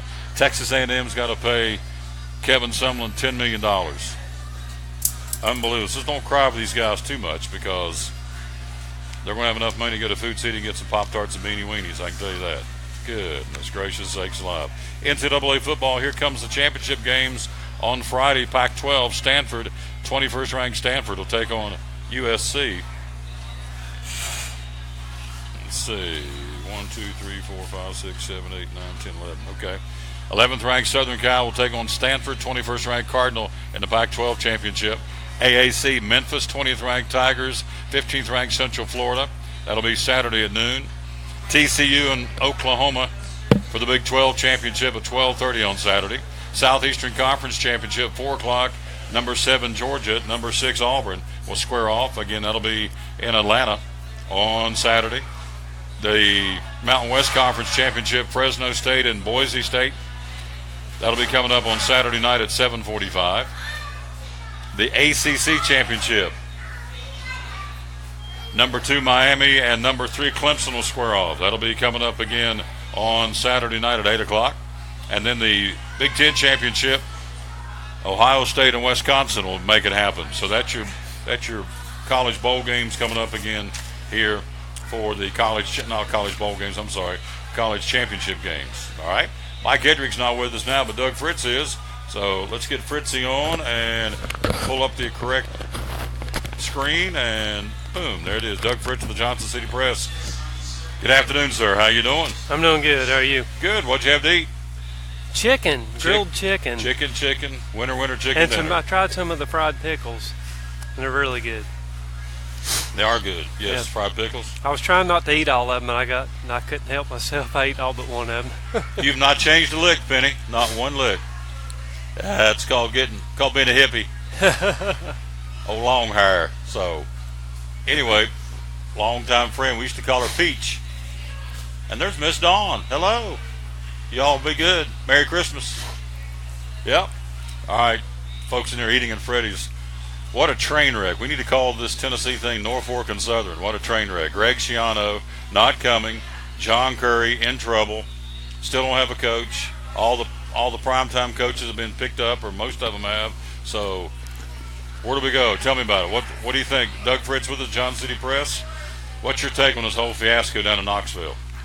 Well, when I first heard about it yesterday, actually my brother texted me and told me I wasn't paying any attention to college football yesterday, and when I first heard it, my first reaction was I knew nothing about Greg Schiano or his alleged involvement with the Penn State situation. My first reaction was, man, Tennessee really is just settling for mediocrity. I thought that's a terrible hire. I mean, have they really gone through so many names and so many people that they're going to have to settle for him? And again, I knew nothing of the other situation. Then when I heard about that, so that's my impression of Greg Schiano. That's not a good hire, big whatever. But then when I started read some stuff on Yahoo, Sports Illustrated, and some other things, and I saw how people were convicting Greg Schiano in social media and in this mob mentality, based on what one person, I think it was Sports Illustrated, called it double hearsay, which is he said that he said that he said. To me, that's triple hearsay, and you would never get convicted of that in a court of law. And so for the people to just assume this guilt and associate it, to me, that's completely unfair to Greg Schiano. And then the fact that state legislators, governor candidates, whoever else got involved with it, to me that's a shame, because this country, all these people got in such an uproar about the national anthem and how that was treated. Oh, America first, America first. Well, one of the things that this country's founded on is the principle that you're innocent until you're proven guilty. Yep. Not only has Greg Schiano not been proven guilty, he's not even been accused of a crime. He's not even been brought forth on charges. Guilty by association. That's all they've got. And you have Urban Meyer, who said Greg Schiano is a great man, he's a family man, he's a great husband, he's a great coach. You've got Bill Belichick stepping up and saying that I think it was Belichick's son maybe that played for him at Rutgers. Belichick talked about what a great man, great role model he was.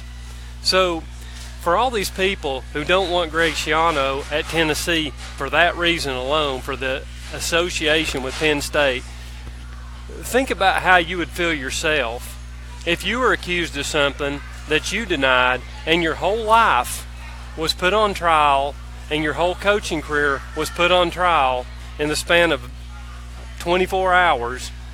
Schiano may never recover from this. This may ruin his career. He may never be a head coach again. He may get kicked out of the house, I don't know, whatever. But the whole point about this, to me, he was treated very unfairly for those people who went after him for something that they have no right to do as an American citizen. I said earlier in the show before you got here, what happens if the Ohio State fan base says, whoa, Tennessee's got a point here. We don't want any coach on the Ohio State team anymore either because of what happened to Penn State. And they could take the same approach. I hope not, but they can take the same approach. I think Greg Schiano may be ruined. He may never get a head coaching job because of his association or the assumed association. He was on the staff at Penn State. You know, whether he saw what he saw or did what Jerry Sandusky was, only he knows that, only he can say that. But the bottom line is, you are innocent until proven guilty. But Tennessee has decided, the fan base, they don't want this guy for that reason. If he knew something about it and didn't say anything, that's a whole different animal. I don't know that. All I can give you is the facts is that they wanted this guy to go for the coach. John Curry didn't do his homework because it's a PR nightmare, backfired. You're saying it shouldn't have backfired, but the fan base says we don't want Greg Schiano. But I'm going to tell you, they keep wanting John Gruden. John Gruden's not coming, I don't think. Except now, correct me if I'm wrong, now this guy's sitting like a Cheshire cat going, okay, John Curry's in trouble. He's got to save his bacon because he's not happy. Fan base not happy with him. They want to fire him now. So to save his bacon, he goes to Gruden and says, name your price. Get me out of the hopper here. You know, I'll write you a check. I mean, John Gruden may suddenly get interested in the job, but Doug, we've heard this name since September the 30th. John Gruden's coming. He's yet, unless I'm missing something, he's yet to come out in any social media or anything. I heard him say never, but he's not come out and said, I want to be the Tennessee coach, I'm interested. So that tells me he's not. So I don't know if Gruden's coming or not. Then they talk Lane Kiffin. That's not what they need at Tennessee, I don't think. So what's your take going forward here with, you know, the Tennessee coaching job? Number one, is Curry in trouble?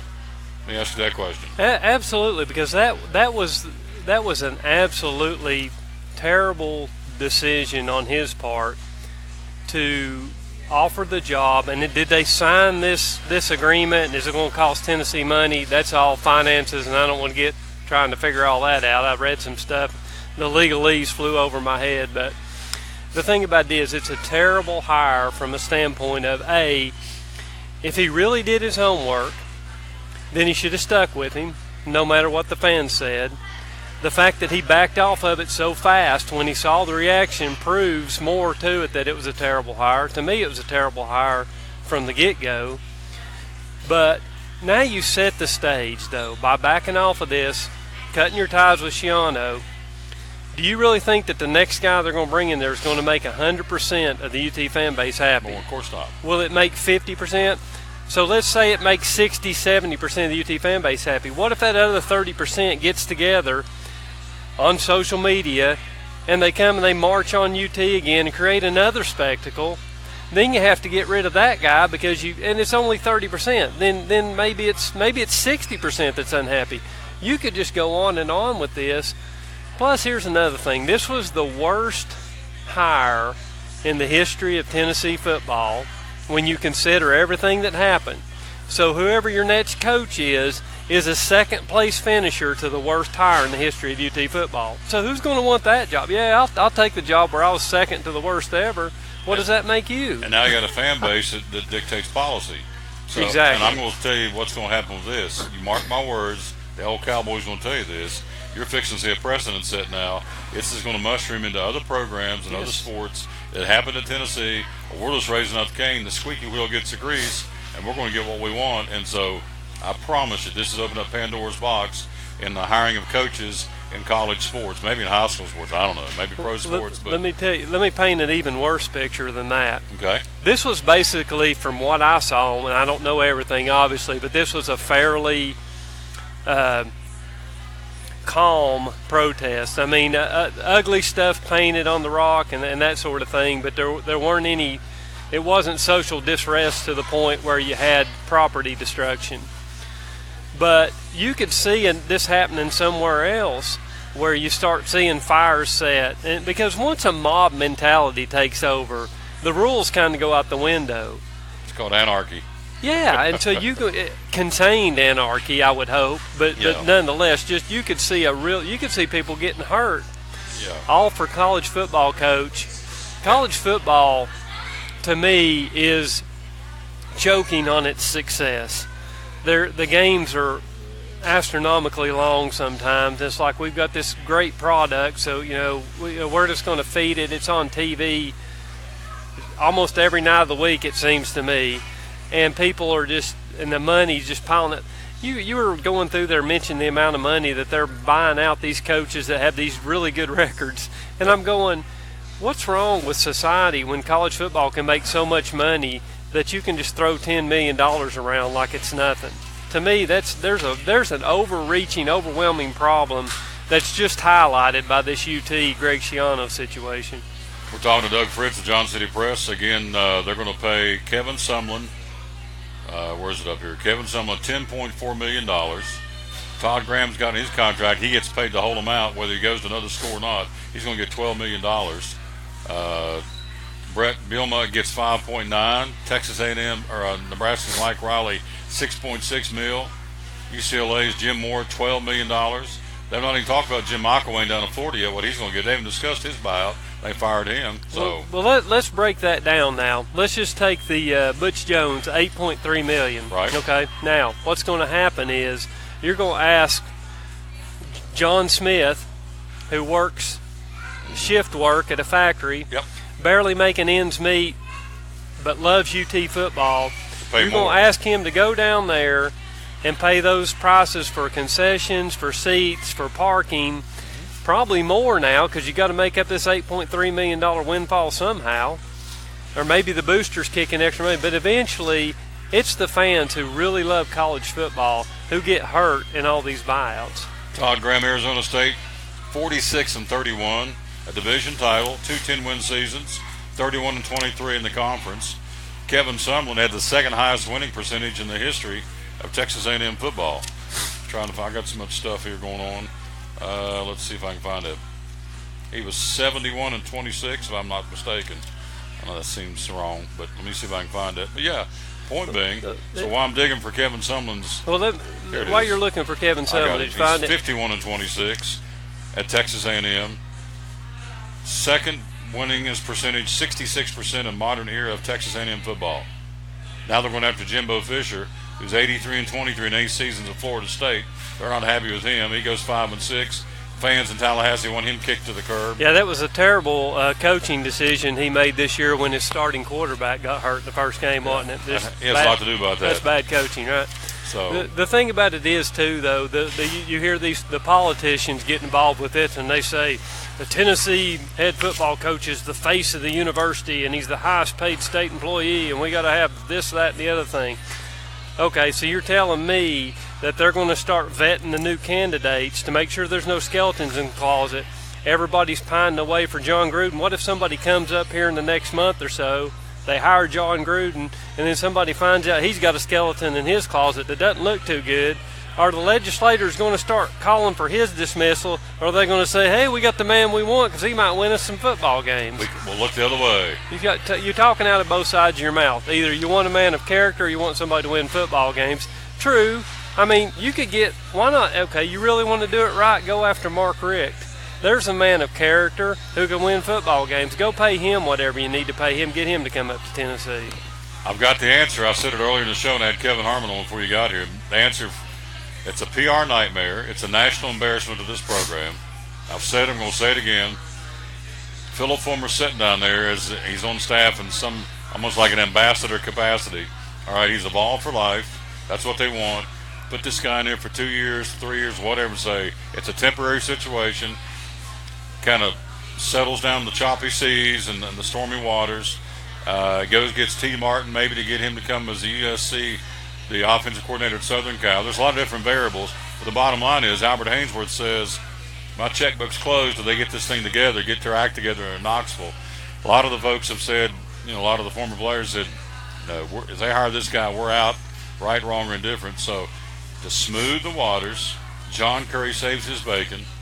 Philip Fulmer comes in there on an interim basis, gets the support of the Peyton Mannings, Albert Hainsworth, so on and so forth, saves the kid out Knox Catholic's talking about that's decommitted because he played down there at UT, and he may have played for Fulmer. I can't remember which coach his daddy played for. There's a lot of positives that Fulmer's on there. He's on the staff. He can't do any worse than Butch Jones. It's the worst football team in the history of Tennessee football. So we can't go anywhere but up. So, and it solves a lot of problems on the field and in the PR department. Yeah, and that might be the right way to go.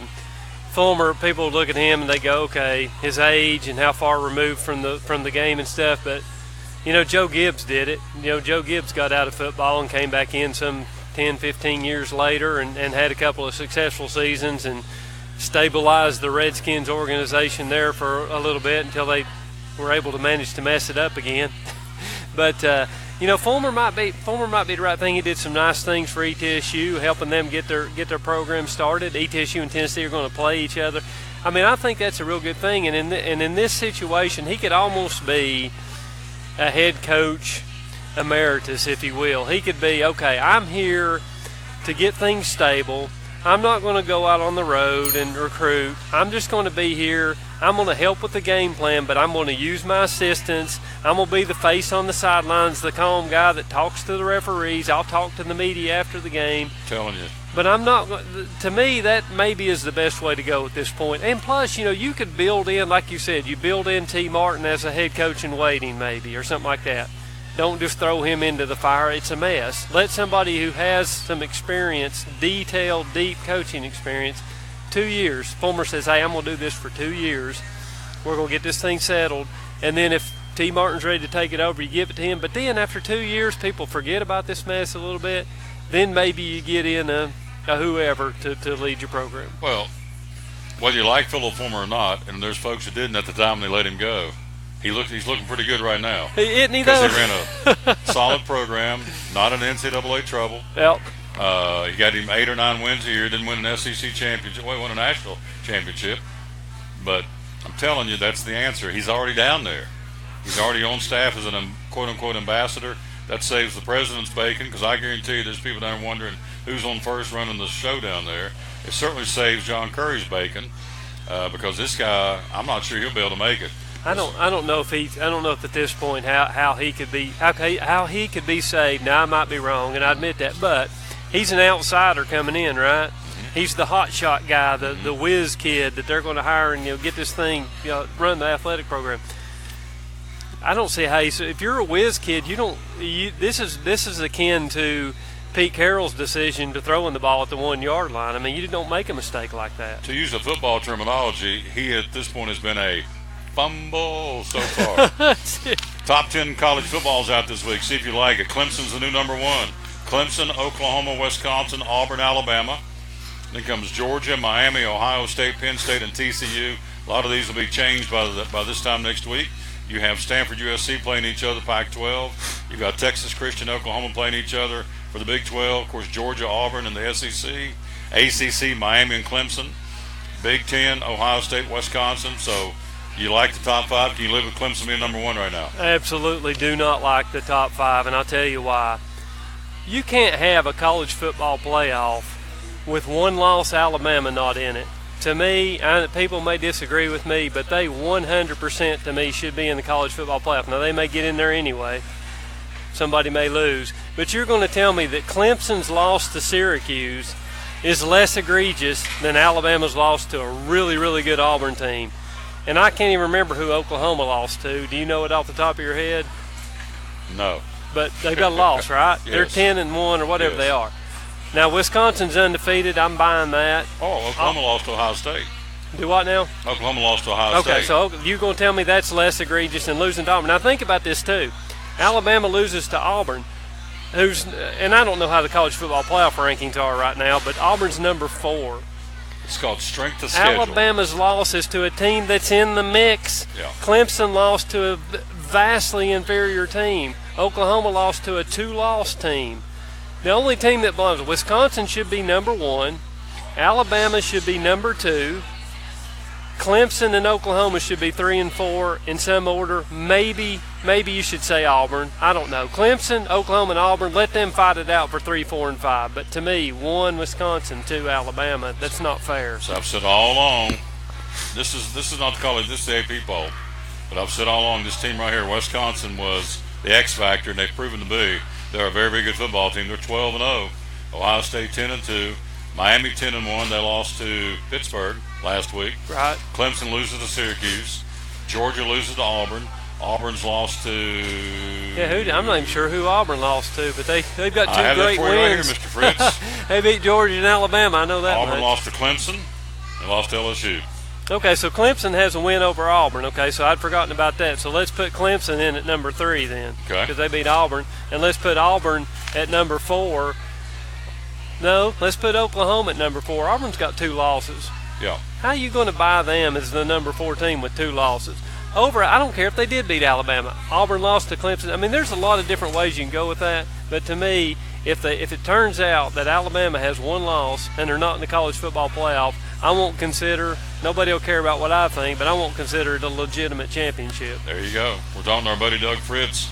We're going to run down some college basketball here in just a second before we're going to let him go. I know he's got to move on, but high school basketball, what's going on so far? What are you seeing so far this season? It's early, coming out of Thanksgiving. Conference play starts this week for a lot of teams. So what's your take on high school hoops right now? I just don't know if anybody's come out with their feet hit the ground running and ready to show that they're going to be a dominant team. If it has happened already, it's escaped my radar. But I think that there's a good stretch. There's a good schedule of games on Fridays. A lot of rivalry games like Science Hill and DB, and I think Boone and Crockett are playing. I don't have it all right in front of me, but teams are going to dive into the meat of the conference schedule.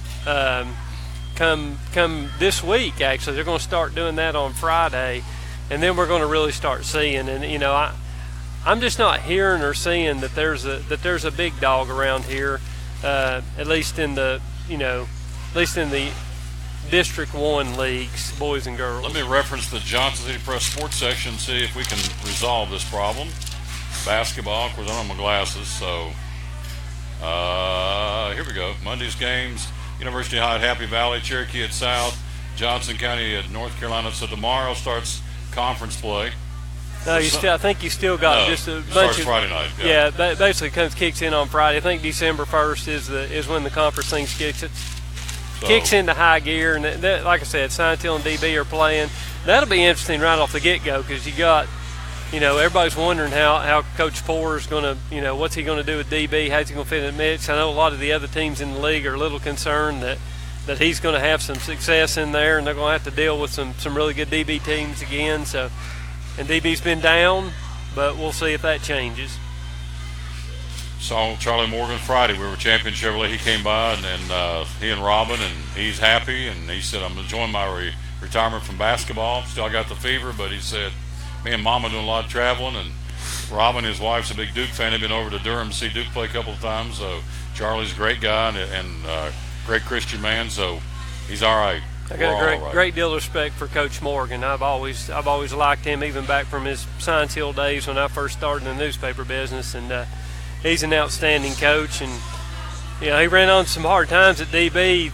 Kids leaving the program for prep schools and stuff, and that'll gut a program. So that's another one of the things that's happened over the past 10 or 15 years that I don't like, where they've taken away from high school basketball. I know you got to run. I appreciate you, my friend. Thank you. Well, we'll keep you on top of things. And that's our buddy Doug Fritz.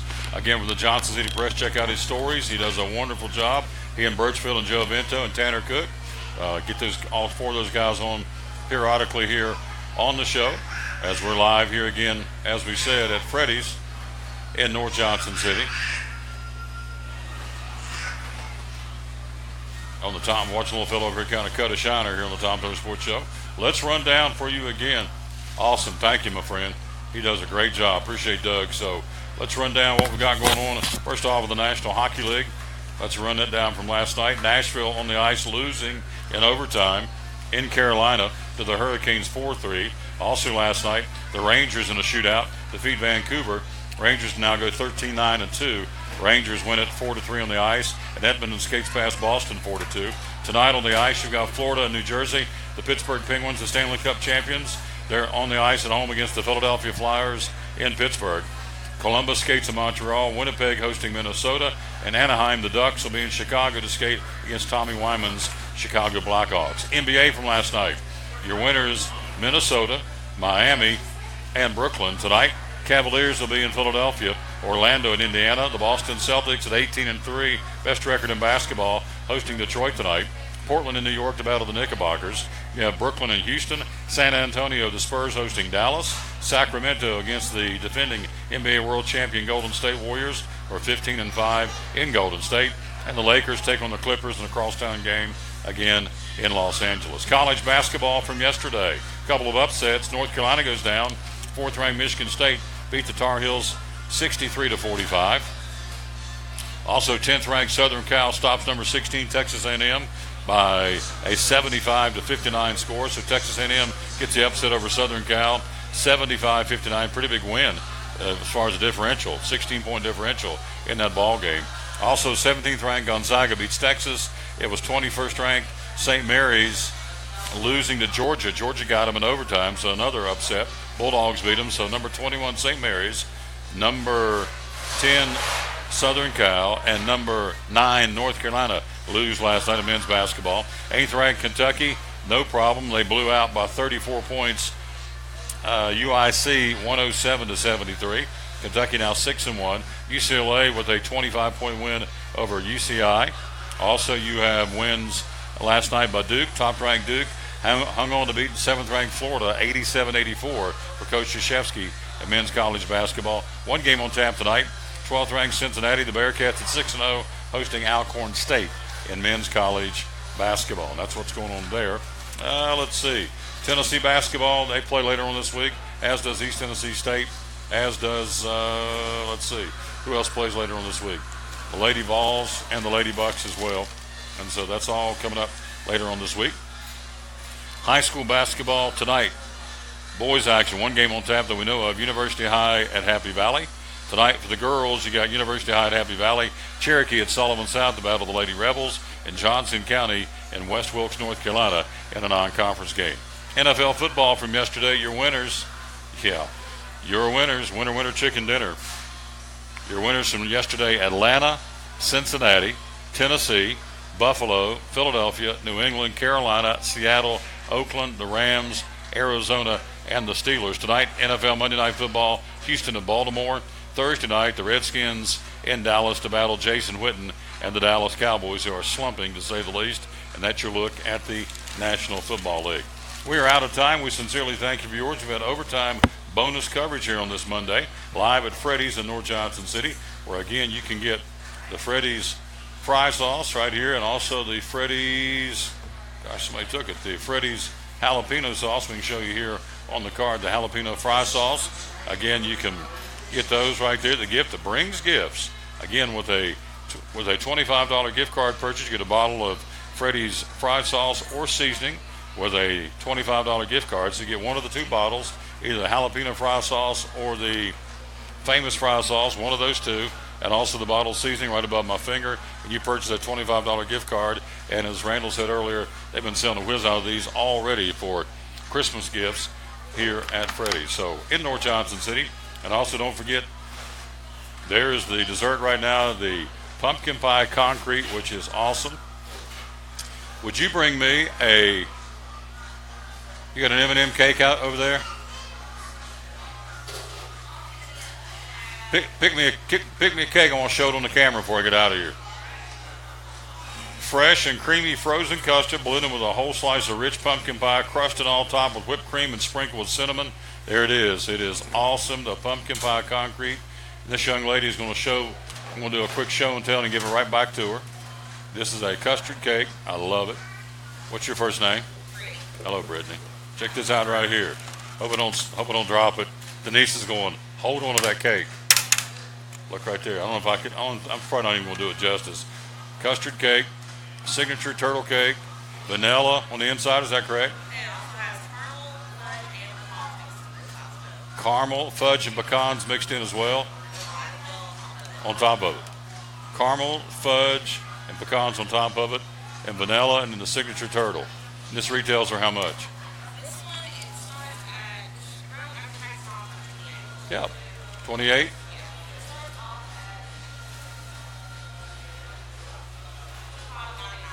There you go.